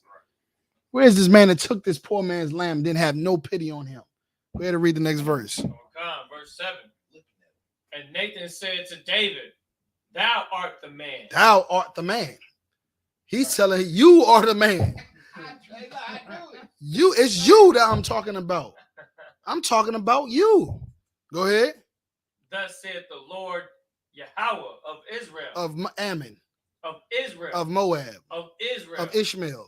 Of Israel. Of Hagarenes. Of Israel. Of the Edomites. Of Israel. Of Israel, man. This is the God of Israel, man. Never forget that. This is our book. The God of Israel said, you're the man who's rich and decided to take the poor man's lamb and have no pity. It's you. You're the man. You thought it was something you was going to cover up and sneak and do and cover, and that no man was going to ever find out about. And you thought you had it all sold up. You was going to have him go sleep with him and have that man grow up and have that child grow up and have Uriah think that it was his child and his wife was a great virtuous woman and whole time she's a whore and that's your child. And you was going to do that. Now he didn't do it. And you had him killed. And you thought now because you had him killed, you told Joab to put him on the hottest battle and have him killed, that it was over and done with. You marry her and, like I said, happily ever after. No. The Lord God of Israel seen what happened. He was displeased. And for every Black, Hispanic, and Native Indian man and woman out here, know that the Lord sees your moves. When the Lord talks about in Revelations, open up the books and the book of life, you better know that that's a book of good deeds and bad deeds. You understand? And whether I would die, catch you doing something wrong, or the priest or anybody knows you did something wrong, that wrong was put in those books. The Lord took record of it. Go ahead, Kabar. Right. And then, like, the Lord's finna run down the whole lineage of everything I did, like he did for King David. Yep, we're gonna get into it. We're gonna get into it. I know you're getting ahead of yourself over there. That boy there, he in it. He in it. He ready. He just gonna fast forward to the part where, like, he just good night. Most high Christ though now, but because some of the things you said, he's going to say. Go ahead and read. Matter of fact, you take it, Kabar. Verse 7. Mm-hmm. Verse 7. And Nathan said unto David, Thou art the man. Thou art the man. Go ahead. Thus saith the Lord God of Israel. Right. I'm not saying that. How can Nathan know what happened over here? Nathan don't know what happened. He don't know. He was in another city. Right. So he knows because the Lord told him. The Lord told Nathan. That's why he's saying, Thus saith the Lord. Go ahead. I anointed thee king over Israel. What else did the Lord say? The Lord said, I anointed thee. He anointed you king over Israel, man. Go ahead. And I delivered thee out of the hand of Saul. Right, because Saul put a hit out on David. Right. He was about to have David killed. Yeah. Saul put a hit out on David. Man, David went into hiding. He was about to kill him. You understand? He delivered him from the hands of Saul because Saul died in that battle against the Philistines, him and his sons. Now, not only did he deliver him from Saul's hit that he had out for him, but he did what? He made him the king over Israel. Right. He became the new king over Israel. Go ahead. Verse 8. And I gave thee thy master's house. And I gave you Saul's house. The kingdom that you sitting in and you standing up on that roof and looking down at, these people, that's Saul's kingdom that he had. That's yours. Right. I gave it to you. Right. You didn't get this because you so good at math, because you so good at balling and hooping. You didn't get all of these riches because you were just so good at, singing and dancing and, you went to school and went to a good college.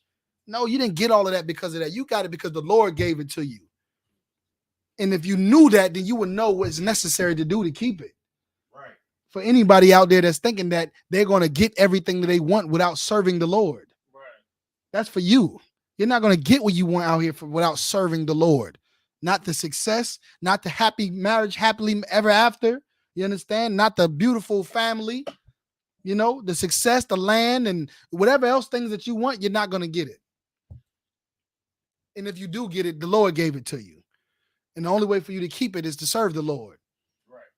Because if not, you'll just be like Michael Jackson. You have all the riches in the world and having an identity crisis. To the point where you die, we don't even know what you are. White, black, we don't even know. Or Whitney Houston. You can be the greatest singer and make all these money, probably unquestionably one of the best female singers of all time. Right. To now die in a bathtub like a dope fiend. Like the Lord is the one that gave you those things. You have to serve the Lord to have those things, to keep those things. The Lord gave that all to David, man. He gave him the kingdom. He made that black man the king over all of Israel, the northern and the southern kingdom, and gave him his masters, gave him Saul's kingdom. What else did he give him? And thy master's wives. And thy master's what? Thy master's wives. Thy master's what? Thy master's wives. Right, because man having multiple wives is lawful. It's lawful. It's a lawful thing. If a man had multiple wives, he gave David all of Solomon's wives. Go ahead. So he had other wives at the time that he slept with that he. All right. He was a rich man. He got herds and flocks and wives and gold and silver and diamonds and land and everything. And all this man had was just one poor lamb. He had just one poor lamb, man. It's just all he had was just one poor lamb. And that lamb he raised up like his own child, man. And David, or the rich man, took it from him. He got all he gave, like he said, I gave you your master's crib and I gave you all of his wives. Go ahead and read. So like, go ahead. It's just like a rapper always talking about how he messed with this one. Man, take somebody else's girl. Right. When you're a rapper, you can have any other single women out there, but you want to mess with that man's woman. And they ain't about them having any other single women out there. They got 1,000 women that they dealing with every day. Right. But every rap song you hear, take your girl, now I take your girl, fling the wrist, now your girl gone. Everything you hear, they taking somebody's girl. Right. All they gotta do is, your girl left you because she because she want a nigga with money. All I gotta just do is, spin the block and your girl gone. I can think of 1,000 your girl gone bars. I'll take your girl bars. I mean, I know we all could probably think of 1,000 apiece, and it'll never be the same lyric, the same bar, because that's just what's being promoted, and that's what we were just saying earlier about how they're promoting evil on these songs. Right. They're promoting evil in the movies and in the TV shows and on the cartoons. They're promoting evil. And we got to keep our kids away from those things. And we got to be able to wake up ourselves as adults to be able to know what's for us or what's not. And sometimes it means submitting to the masters according to the flesh, the ordained men of God, you understand, to be able to discern those things for us. Go ahead and read. And thy master's wives into thy bosom. Mm-hmm. And thy master's wives into thy bosom, man. He gave you his wives. Right. Go ahead. And gave thee the house of Israel. Mm-hmm. And gave him the whole house of Israel. Go ahead. And of Judah. And of Judah, right? The southern kingdom and the northern kingdom. You understand which was divided? He gave him the whole kingdom, man. Go ahead. And if that had been too little, and if that wasn't enough, I would moreover have given unto thee such and such thing. I would have gave you anything. You name it. Damn. You name it. I would have gave it to you. You didn't have enough wives. I would have gave you more wives. You didn't have enough gold. You'd have got more gold.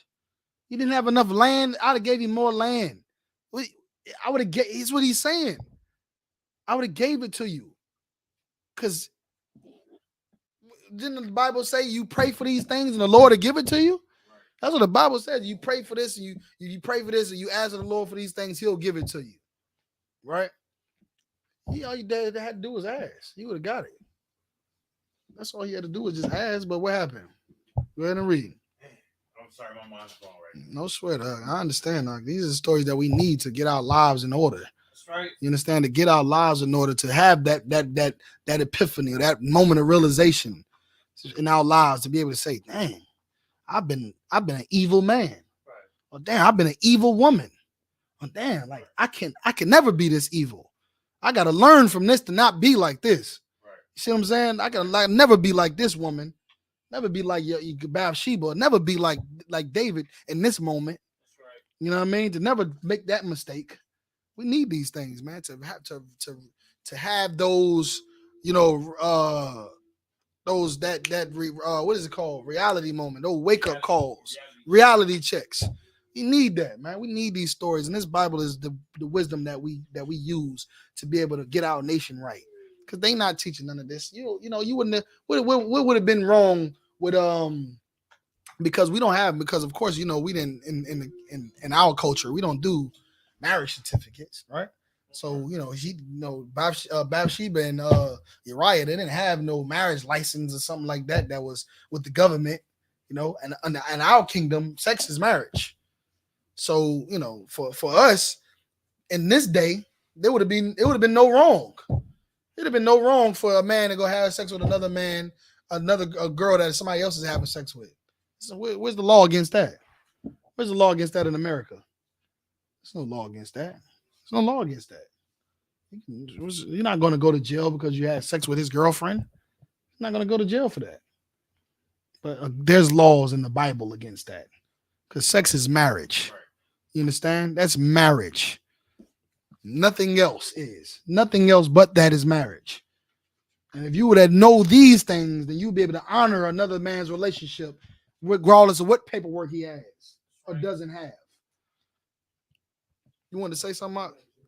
When they would have had like a letter from covenant. His father. That's right. But that's not a marriage license though. Yeah, that's not a marriage That's just a written covenant between her and the father, between the man and the father. Like these are the things I need. You want to take my daughter to marry her? Well, you're gonna make sure she go to class every every Monday through Friday. She gotta stay in class. Make sure she do this, do that, and the third. Make sure you take her under the law of Moses, right? Make sure like this is just my agreement. These are the only things that I ask of you to take. This is your signed agreement between me and you, because I'm transferring something that belongs to me to belong to you now. And I've took great care of my daughter. I've taken. It's not a letter of ownership. It's more or less of them being able to hold the standards of what a father has already set for his daughter. See what I'm saying? Like you have a daughter, you raise her up to be a good cook, to be a good, to learn the truth and be in classes and learn her father's the laws of her fathers and be a certain way. And you raise her to be an excellent woman, so much so that all the men want her. But only one man will get her. And he's going to probably pay a high dowry because she's such a great woman that I raised her to be.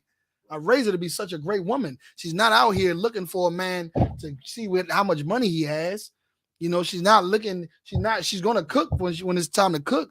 She's going to raise her children the way she needs to raise her children. She's not going to go sleep with anybody else when she marries you. She's not a whore. She's going to be with you forever. I've raised her to be this way. I raised her to be a good wife, a good daughter, a good woman. She's going to be great to you.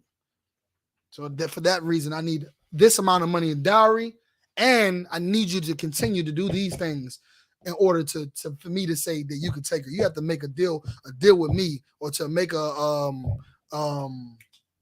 covenant with me for me to know that you're going to continue at least these things.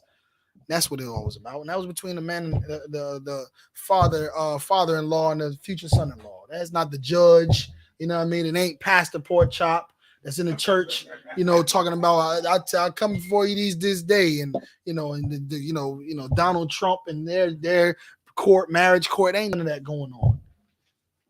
We can honor a brother having a relationship with a woman enough to know that regardless of whatever they have or how rich or poor they are, that's that man's wife. If they're into it with each other, then we can be able to alleviate a lot of the schisms like you were talking about that we see today. A lot of division we see amongst families and brothers and sisters, and even the evil that comes from it, because death comes behind adultery, right? Even David said it himself. God, that's the Bible. That's the law. Yeah. What is the law for an adulterer? What is the punishment for a judgment for an adulterer? What does it say? What does the law say? Sure, I said that both he and the woman shall be put to death. There it is. The adulterer and adulteress shall be put to death. Mm-hmm. So yeah, there's sorrow that comes from that, evil that comes from it. There was nobody that could come and put King David to death. That's right, because he was the king. That's right. So with that being said, let's move to our next part. Let's get to Psalms 51. That was an excellent state. What he just said was so heavy. Uriah couldn't come and seek vengeance against David because he didn't know nothing about it. He dead now. Bathsheba ain't about to do nothing. She whored out on her husband, and now the husband is dead. She acting like she displeased, and then go marry the king, sleep with the man that had him killed, and he's the king over all of Israel. Who's gonna come up over against him? That's almost like a ghetto kingpin movie. Yeah, it is. It definitely sounds like some Blue Hill Lab or some one of them old Sugar Hill. It's definitely one of those stories. But listen, brother, You understand? For listen to brother, you know what I mean? When it come down to it, nobody could come against David. Nobody could come in and wrong him. I mean, correct him for his wrongs. Right? Right. Go ahead and read what you got. Psalm 52, right? 51. Oh, 51. Oh, you got it? Oh, no, I'm on 52. No sweat. When you get it, go ahead and read, young man. That what the Kabar just said is so heavy, man. We're gonna get into David's prayer for mercy. Go ahead. Psalms 51, verse 1. Go ahead. Just start at that top part. Yep, read it all. Just read it all. To the chief musician, Mm-hmm. a Psalms of David, when Nathan the prophet came unto him. Right, because now that Nathan came to him and disclosed to him that the Lord knows what you did, and you by your own admission admitted that man should die, is exactly the judgment that's coming for him. Thus saith the Lord. And for Bathsheba, they both are on the block right now for death, basically death row, right? They both on death row. Go ahead. After he had gone into Bathsheba. Mm-hmm. Verse 1. Have mercy upon me, O God. Have what? Have mercy upon me, O God. Now, the question of the class. What is mercy? I really want somebody on that line. You got people online? We got viewers online? So there's 3. I want to know, what is mercy? What is mercy? That's right. What? Yeah, you excuse. What is mercy? You want to take a stab at it, young man? Go ahead. So like whenever someone if someone's supposed to kill you, then they're gonna be like, you know what? Instead of killing you, I'm gonna do this, and like I'm gonna like. So they change their mind. They won't kill you, but they'll kill somebody. Okay. Do something else. That is true. That is true. What he said. Mercy is when someone deserves a judgment and you change your mind. Change your mind about the judgment that you're going to give them. They're going to have mercy on you or give you a lighter judgment, right? You could be on death row, but now you're just going to do, 30 days probation. You're going to be fined $5,000. I'd rather pay $5,000 than be put to death, right? That's mercy. But there's an aspect of mercy that we have to know and understand. There's an aspect of mercy that we have to know and understand, and it goes to what Kabar just said a while ago. Are y'all on? What was it that he mentioned? He said that we were talking about what did he say? Kabar said there was no one to come up against David to correct him. That's what he said. There's no one to come up against him. I think of mercy is something that none of us deserve mercy, but it would be the ability for us to truly get a chance to correct our wrong by not doing it again. Well, no. Okay. Anybody answered online yet? Sir. Okay. They should be chiming in. Kabar, what is mercy? Having the power to hurt someone and not. That's right. That's correct. Give him a hand. Because if you can beat me up, or let's say if I can't not beat you up. How can I decide not to beat you up when I can't beat you up in the first place? How can I be like, I'm not gonna beat you up? I'm not gonna beat you up today. How can I decide that? I can't beat you up if I wanted to. Right. I can't beat you up if I wanted to beat you up. So how can I say I'm not gonna beat you up today? You took my lunch money, but I'm not gonna beat you up when I can't even beat you. Part of having mercy is being able to really do something to someone.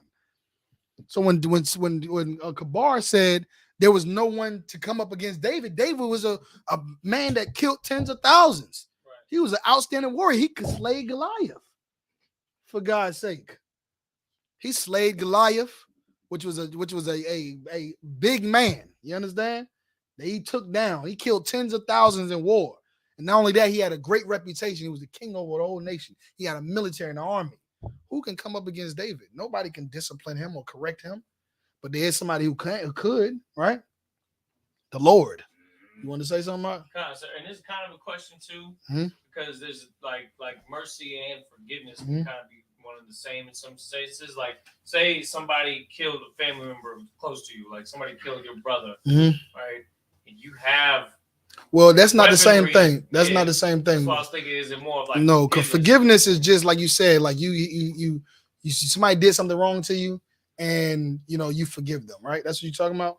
Like you just forgive them. Like I forgive you. You know what I mean? Because all of the, you offend me, like the scripture say, you offend someone and they go to you and you go to them alone and say, you have offended me, you transgressed against me. It's not the first thing to say, oh, you got to pay. It's mostly to hear them, because if they can hear you, then you can forgive them, right? But mercy is different.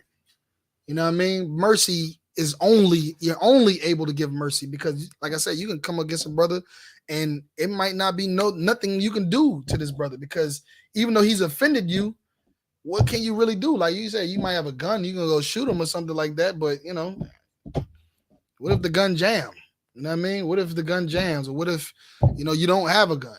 You know what I mean? Like these are variables that don't certify your power to do something to this person. Right. You get put in jail. Yeah, it doesn't certify your power. You can't do nothing. It's not given. It's not given, right? Right. So listen, mercy is just simply you being able to have power over someone, to do something to them, to kill them, to harm them, and you decide not to do it. Forgiveness is something that can probably eliminate that need to kill somebody, right?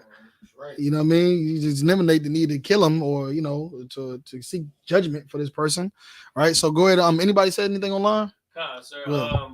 Trooper Yakayalis, he says, Salakia, is mercy the same thing as having pity? No. Okay, I answered it. He should got it by now, so we're good to go. All right. So let's go ahead and finish what David said. So David said, what now? Have mercy upon me, O God. All right, have mercy upon me, O God. Now we see a man, right? We see a man now. Now we see a man. The man we were reading about in that 11th chapter, that was not a man. Even though he's probably up in age, but that's not what makes a man. You understand? Your age doesn't make you mature. The things you do, the character of your content, your wisdom and knowledge of understanding of the Lord and the decisions you make, that's what makes you mature. You understand? And right now, David is begging the Lord for mercy. Go ahead. According to thy loving kindness. According to thy loving kindness, he knows that he's done something wrong. And that's a part of being mature too, knowing that you're doing something wrong and just admitting it, being accountable, right? Being accountable. Accountability is mature. Right. I did something wrong, Salakia. I did this wrong. That's a major step. That's a major step in maturity and growth and being a mature man or woman, being accountable for your actions. I did this wrong. I messed up. Salakia. Rather than those people in the world that are shameless, that do wrong and go cheat on a man and be like, well, if you wasn't doing this, that, and the third, then I wouldn't have gone and did that. Or you wouldn't have did this, or men that do things and blame it on somebody else, or say give reason or explanation for doing it. Or to do things and have no pity and just like David and just overlook it and cover it up and just forget about it. That's not mature. That's not accountable. That's not a man or a woman. A man or a woman is going to own up to their wrongs, and that's what David is doing. He's asking the Lord for mercy. Go ahead. According unto the multitude of thy tender mercies. Right. And he's not only going to the Most High, but he's going to him for mercy because he knows the Lord is merciful. He knows the Lord is merciful. I mean, think about all of the times where we should have been destroyed from all the face of the earth. I mean, how many times have he made a covenant? He made a covenant, made a whole new covenant. Right? I mean, how many times did Jacob go against the Lord? And then finally became the Israel, the father of the 12 tribes and a man of God, a just man. He gave him chances, man. He gave him mercy. He has love and kindness. And that's what we have to understand today, Akim and Akwathian, sisters and brothers, that we, like David, make mistakes. We make mistakes, man. It happens. You know what I mean? Brothers do things that are wrong. But in the world, if you don't understand what it means to be a man or a woman, what you'll do is you'll make a mistake, and then you'll go and make another mistake. And then you'll make another mistake, and then you'll be in a pool of pity, right? You'll be in a pool of pity, beating yourself up. And then what did Tupac say? Tupac said he speak for who? I don't like Tupac. I don't listen. He said, I don't like Tupac. He always says, Oh my goodness. I know. We gotta face the east after that for him. This is the little right here. But Tupac say he speak for the hopeless. He speak for the hopeless, because for him and anyone else like him that have done wrong things and gotten in trouble for it or know that was wrong, what do? They feel like, man, I'm hopeless, man. I can't, I done messed up. I'm unclean now. I got these STDs now. I'm homeless. I lost my wife. I lost my husband. Whatever the things that you've done wrong to cause you to take a loss or suffer, those things are what people go and put themselves in a bad mind now. Like they're like, oh man, beat themselves up and they'll have a pool of pity, be in a pool of pity. And what does that essentially do? It cause you to go more into that direction. Because now in a time where you could be being like David, who also has made mistakes, and beg the Lord for mercy and to be whole again and to be strong and to do his work and be made over. Instead, you just go and just give more into the evil, give more into the sins, give more into the streets. Like some brothers go and commit a crime and then they come subdued to the life of crime now. Some brothers could go and get locked up, and now they just like I'm just a jailbird now. I'm just this now, and then that leads to this, and it leads to that, becoming a whore, and becoming a drug dealer, and becoming a pimp, and becoming everything, and you just keep going downward into a rut. And all of these things are unclean spirits, and you're just filling yourself up with more and more demons. Where you dig so deep of a hole, it's going to be even harder to get out. That's right. And at a time when you just decide to become accountable and think of stories like this of David and how he did things that were wrong, a man that was great. I mean, Christ was perfect, right? Christ was perfect, but David was not perfect. David sinned. He did the things we did, right? He was able to say, let me get mercy, Lord, and to be able to beg the Lord for mercy and to change, and we can do the same. We can put ourselves in his shoes and think of men great as him, even though we're kind of seem small today compared to David. You know what I mean? It should be more reason that we can say, damn, he made mistakes. We can make mistakes and repent from those mistakes.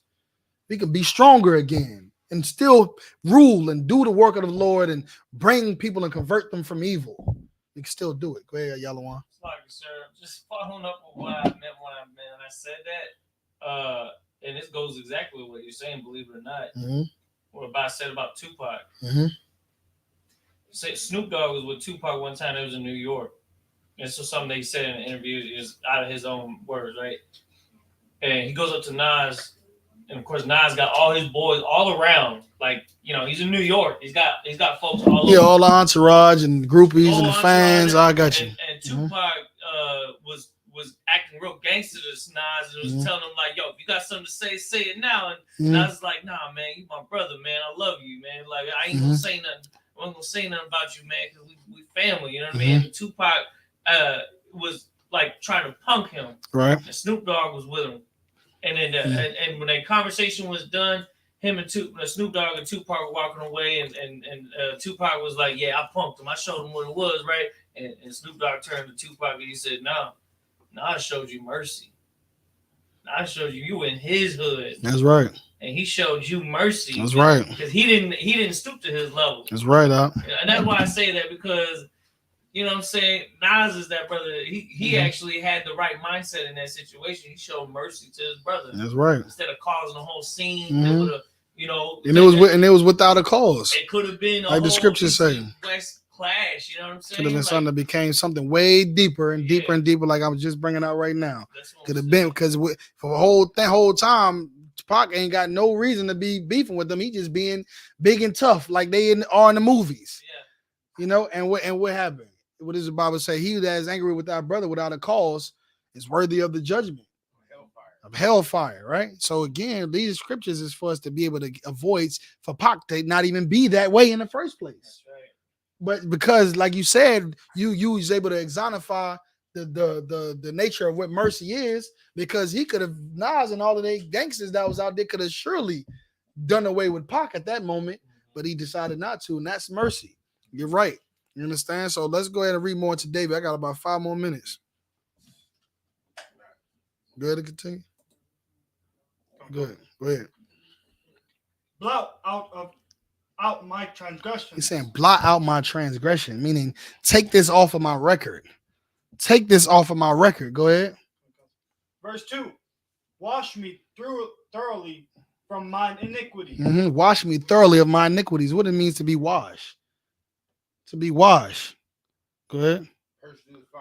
That's right. Like give me the teachings and the things that I need to be able to not be this way again, to not transgress anymore. You understand? Wash away my transgressions, right? Don't like make it to where I don't do this to no more. Help me to be, and that's what the same thing that the U.P.K represents. We're here to wash our people of their iniquities, of their transgressions. How do we do it? By having them in the classes and teaching them this truth. By baptizing them in the fire, giving them the word of the Most High, and these teaching that we're bringing out right now. That one day a woman that hears these things doesn't sleep out on her husband. Or one day that the people that hear this right now, a man doesn't go sleep with another man's wife and doesn't have his brother killed. You see what I'm saying? Like, these are the things that he's saying that he needs to be done unto him for his transgressions to be gone, to be a thing of the past, to be born again. Go ahead. And cleanse me from my sin. Go ahead. Verse 3. For I acknowledged my transgression. He did what? I acknowledge my transgression. Right. He's accountable for what he has done. He's not like, oh, no, that wasn't me. Oh, no, it wasn't really like that. Oh, no, it's not. It's really, because it really was like, see, what had happened was he ain't doing none of that. He's saying, I acknowledge my transgression. Yeah. I did wrong. I did do wrong. I made a mistake. So it's just like I've made mistakes. You've made mistakes. She's her. Every week, what he's going to say is going to be heavy. But he's acknowledging his mistakes, and we need to do that. We need to say, I did wrong, man. What this I did was wrong. Acknowledge your sin. Go ahead. Verse 4. Against thee, thee only. Against who? Against thee, thee only. Against thee and thee only. Why is he saying against thee and thee only? Because again, the Most High is the only one that can judge him. Nobody can judge him. Nobody can have mercy on him. The Lord, the Uriah and Bathsheba didn't make him king over Israel. You understand? Joab and Joab didn't, make him the richest man and give him all the Saul's wives. He didn't do that. Job doesn't have authority over David. Who can judge him? The Most High can. The Most High is the only one that can do it. And for that, he's saying, I did what? Read it again. Against thee, thee only. Read it again. Against the part from before that. What is he done against thee? For I have acknowledged my transgression. And my sin is ever before me. Hold on, you missed it. The thee and the only part before that. No, he was trying to read the only. Right, that's verse 4. Okay, read it again. Against thee, the only, have I sinned. There it is. Right. So against thee and thee only have I sinned. Right. It's the Lord that's the one that gave him the laws and the one that can judge him, and that's why he's coming to him and him only for mercy. Go ahead. And done this evil in thy sight. Man. The things that we were doing today ain't just permissible. Ain't just something we could just, turn the other cheek and look past. Like these things are absolutely evil that we're doing. We think they're small things because no one has ever told us they're wrong. And you have to know they're wrong. And the only way to know that is by coming to class and learning what the Lord said is wrong and what's not wrong. It's the only way to learn. If you don't know that it's not okay to speed, do you think you get pulled over? You think you're going to tell the cops, "Oh, I didn't know I couldn't speed," or I didn't know I couldn't smoke in public. I know I couldn't smoke weed. You think they're gonna be like, "Oh, okay, yeah, nah, you good then?" No, they're gonna still write you a ticket. They're gonna still probably take you to jail. They're gonna still do all of those things. And for the matter of what we're bringing out right now, there are laws that God enforces that we don't know about, that no one else enforces. Like I said, they don't tell you that the law of marriage, that sex is marriage according to the law of the land or anywhere else. So when you go to sleep with a woman that's sleeping with another man, you're committing adultery, because that's what it is in the Bible. So because we don't know these things, we sin every day. We commit evil every day. There's so many things that you have to learn as a husband. So many things you have to learn as a wife, as a mother, as a father, as a son and a daughter, that you need to know to be able to have the best that you can have, to avoid suffering and curses. So much you need to know. And then probably most likely the reason why you're living the life you live, why your life is messed up the way it is. Why you every time somebody die, what they say, "Why, Lord? Why, Lord? Why my baby? Why me? Why me? Why is this? Why is that? Why?" They go to the Lord to ask him why. And this is why. Because there's laws against what you've done. There's laws against the things that they were doing. That were simple things like not celebrating the holidays of your oppressors. Simple things like not consuming pork, shrimp, crab, and lobster. That you don't even know or consider that are absolutely punishable by death. And every other thing, every other curse and evil thing in between. We have to know these laws, statutes, and commandments to be able to know what we're doing wrong and to be able to correct them, to be man enough and woman enough to say, "I was wrong," and to seek mercy from the Lord so we can be able to be righteous again. So we can be able to have a right mind again and receive blessings. Go ahead and read. Start at 4 again. No, keep on going. We're going to push through it. That thou mightest be justified when thou speakest. That thou mightest be justified when I speak. Go ahead. And be clear when thou judgest. Go ahead. Verse 5. Behold, I was shaped in iniquity. I was shaped in iniquity. Go ahead. And in sin did my mother conceive me. Right. What does that mean? When they say we all were born in sin, right? The world was given up for vile affection, or the world was, the earth was given into the hand of wicked. We're born into sin here. You understand? We're born into sin. So what does that mean? Do we just keep on sinning? Just keep on doing things that we're not supposed to do, committing evil, right? Because we were shaped in iniquity, because we were born sinners, because we lived 30 years of our life without the truth and did so many evil things. What does that mean now? We just keep doing it? No. David is telling you that he too was born of sin and shaped in iniquity. Go ahead.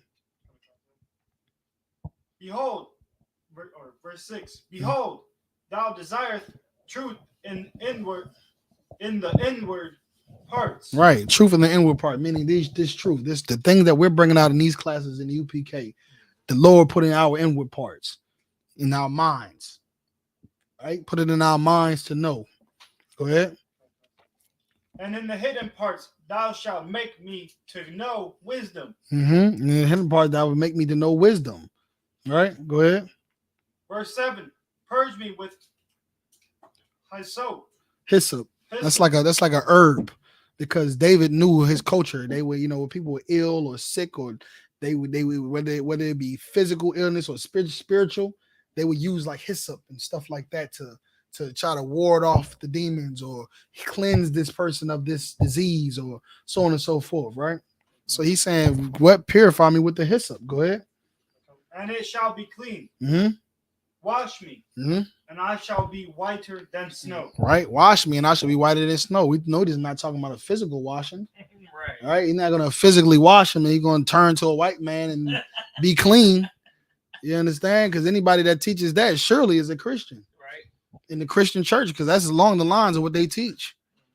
Because they just don't know the Bible in the Christian church. But in the I.S.U.P.K and the Commander Journey Hana, since 1969, we've been teaching the truth. We know it. And he's talking about being washed with the word. And being white as snow, meaning his reputation being clean. Cleaning up his reputation. All of the things he's ever done, including what he's just done. That thing that he's done and the things that he's done before being clean. Like a blank sheet of paper. See what I'm saying? Nothing there. This is his reputation now, and all of the bad things that he's done. He's asking the Lord to wash him with the word so that all of those things go away. Right. So blotting out his sins, and so he can be white as snow again. So it can just be nothing there anymore. Go ahead. You had a question? No, I was just saying like a clean slate. There it is. Use that term. That's right. Clean slate. Go ahead.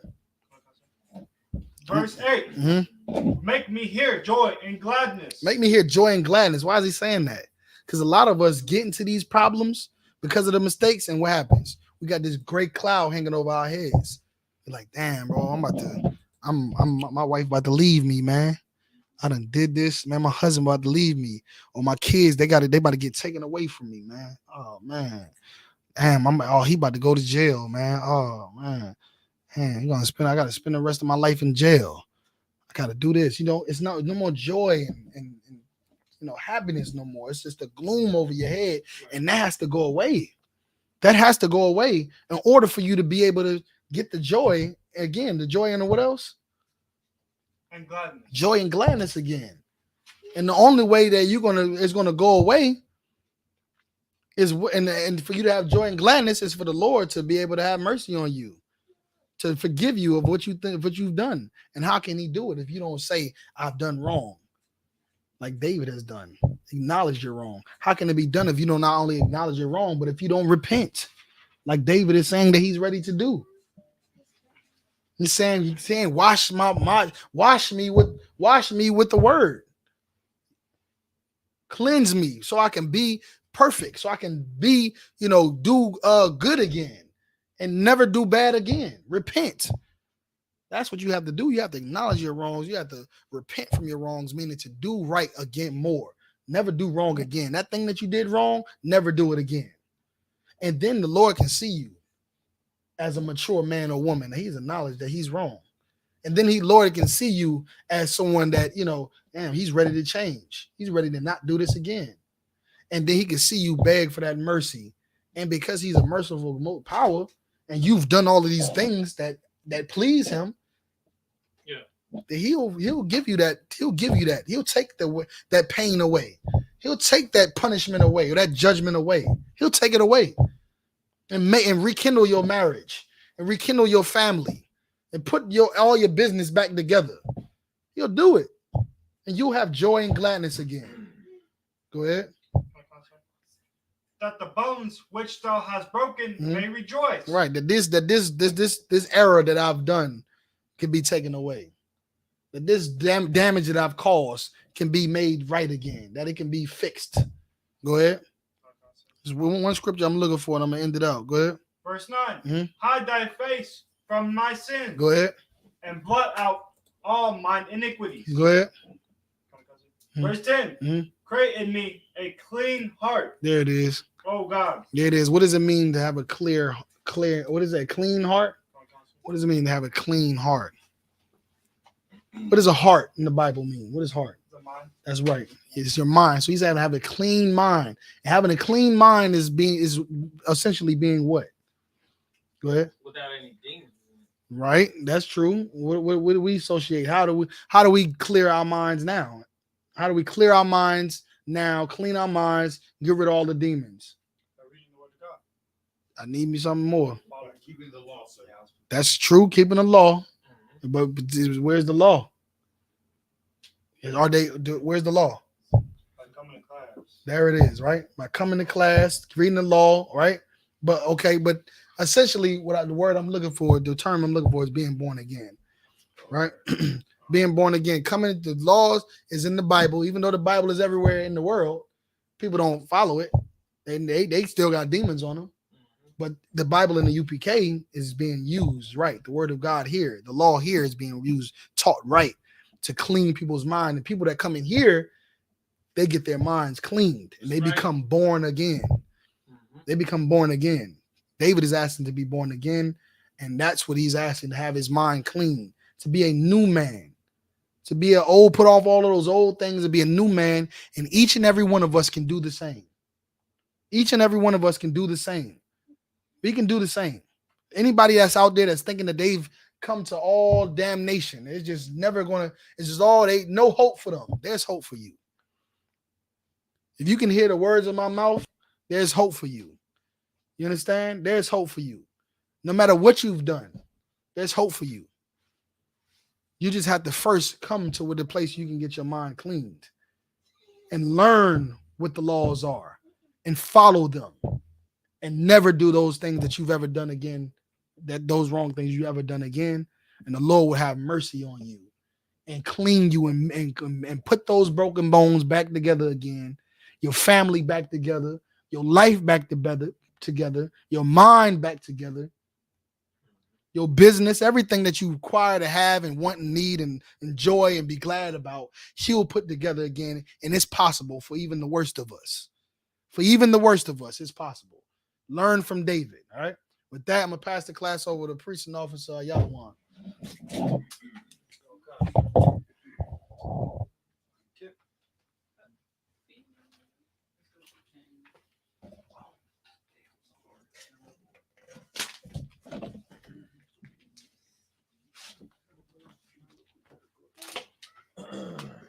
All right, these are the I.S.U.P.K security announcements. We're the I.S.U.P.K started out at 1 West 125th Street, Harlem, New York. Rule for the new brother and sister. When a new brother or sister comes into the school, they are off limits for 6 months. They are to be saluted only. They are here to shed themselves of the world. If they need transportation, the teacher will arrange it. After 6 months, if a brother or sister has an interest in a particular person, he or she must get permission from the head to speak to a brother or sister. There is another 6 months in which the brother and sister will court each other. After this 6-month period, they will get permission from the head to marry. Tithes, which is a commandment, you can find in Numbers chapter 18, verse 21, and Malachi chapter 3, verse 8 through 10. Ma'ashara means 10th in the Hebrew. 10% of every penny of any increase the Lord gives you, give to the treasury department or teacher. Priest funds, free will offerings for priests, not mandatory. Whatsoever amount you would like. Upcoming holy convocations. So we have the 50 days. So this is Feast of First Fruits right now we're currently in, right? All right, so the Feast of First Fruits starts after the Sabbath at sundown, and it began Saturday, April 23rd at sundown. Goes for 50 days. Celebrate the 50th day, which is to be Sunday prior to sundown on June 12th. 2022. You can find this in the book of Leviticus, chapter 23, verses 10 through 22. If anyone wants to be a trooper in the school, start wearing all black. That means boots, shirt, pants, headband, and scarf. And with that, that concludes the I.S.U.P.K security announcements. All right, we're going to turn. Everybody stand up. Everybody stand up. Come on, y'all. Stand up. Stand up. We got to say these prayers. And turn up, stand. Amadium. Amadium means stand in Hebrew, right? We're going to turn, and face the east. So we're going to turn and face the east. That's right in front of us there for where we are, for where you are. Find out where the east is and face the east. We're going to pray to our homeland. You understand? Right. To our homeland in Jerusalem. Okay. So let them know what you got. All right, so we in the Lord's Prayer. This is Matthew chapter 6, verses 8 through 13. First in the Lashawan Kodash and then in the English. Abanawa, Shabbat Shemayim, Kodash, Hayah, Shemka, Yahweh, Malakwika, Taba'ah, Ratazaka, Hayah, Aisha, Ba'aratazah, Kawa, Hayah, Bashamayim, Lathalanawa, Lakam, Kal, Yawam, Wasalakanawa, Kabawatnawa, Kasalaknawa, Kabawatinawa, Wala'ah, Tabi'ainawa, Banasai 1, Abal, Hawashayinawa, Mayan, Rai, Kaya, Laka, Hamalakwa, Waha'ala, Wa'atapara, La'awalamyam. Amen. All right, now we're going to say it in English. The Lord's Prayer. Our Father, which art in heaven, hallowed be thy name. Thy kingdom come. Thy will be done. In earth, as it is in heaven. Give us this day. Our daily bread. Forgive us our debts. As we forgive our debtors. And lead us not into temptation. But deliver us from evil. For thine is the kingdom. And the power. And the glory forever. So be it. All right, sorry, y'all can turn and face the front again. Sister, you can sit down too. You can sit down. We're gonna do one courtesy salute for the brothers. Minavijra Majim Shabbat. Right here, Common War. Majim Shabbat, like this. Like you see, Kabar. Y'all stop holding hands. We not here to hold hands. This ain't the Christian church. Hands right here. And Amajim, Barak. Yahweh Hashem Yahweh Shabbarakatam. Yagim Matah, which means hands down. So you can rise again, stand up again. Individual gonna sar, turn and face the sisters. You're gonna do one courtesy salute for the sisters. You're gonna stand like this, Tootie. Individual, Majim Shabbat, Aimadim, Barak, Yahweh Shamar Alatha Ba Hashem Yahweh Shai. You're gonna repeat after me. You're gonna say Yahweh, Shamar, I'll, Atha, Bahashim, Yahweh Shah. Yayamata, which means hands down. Class dismissed. All right. Well, I'm so used to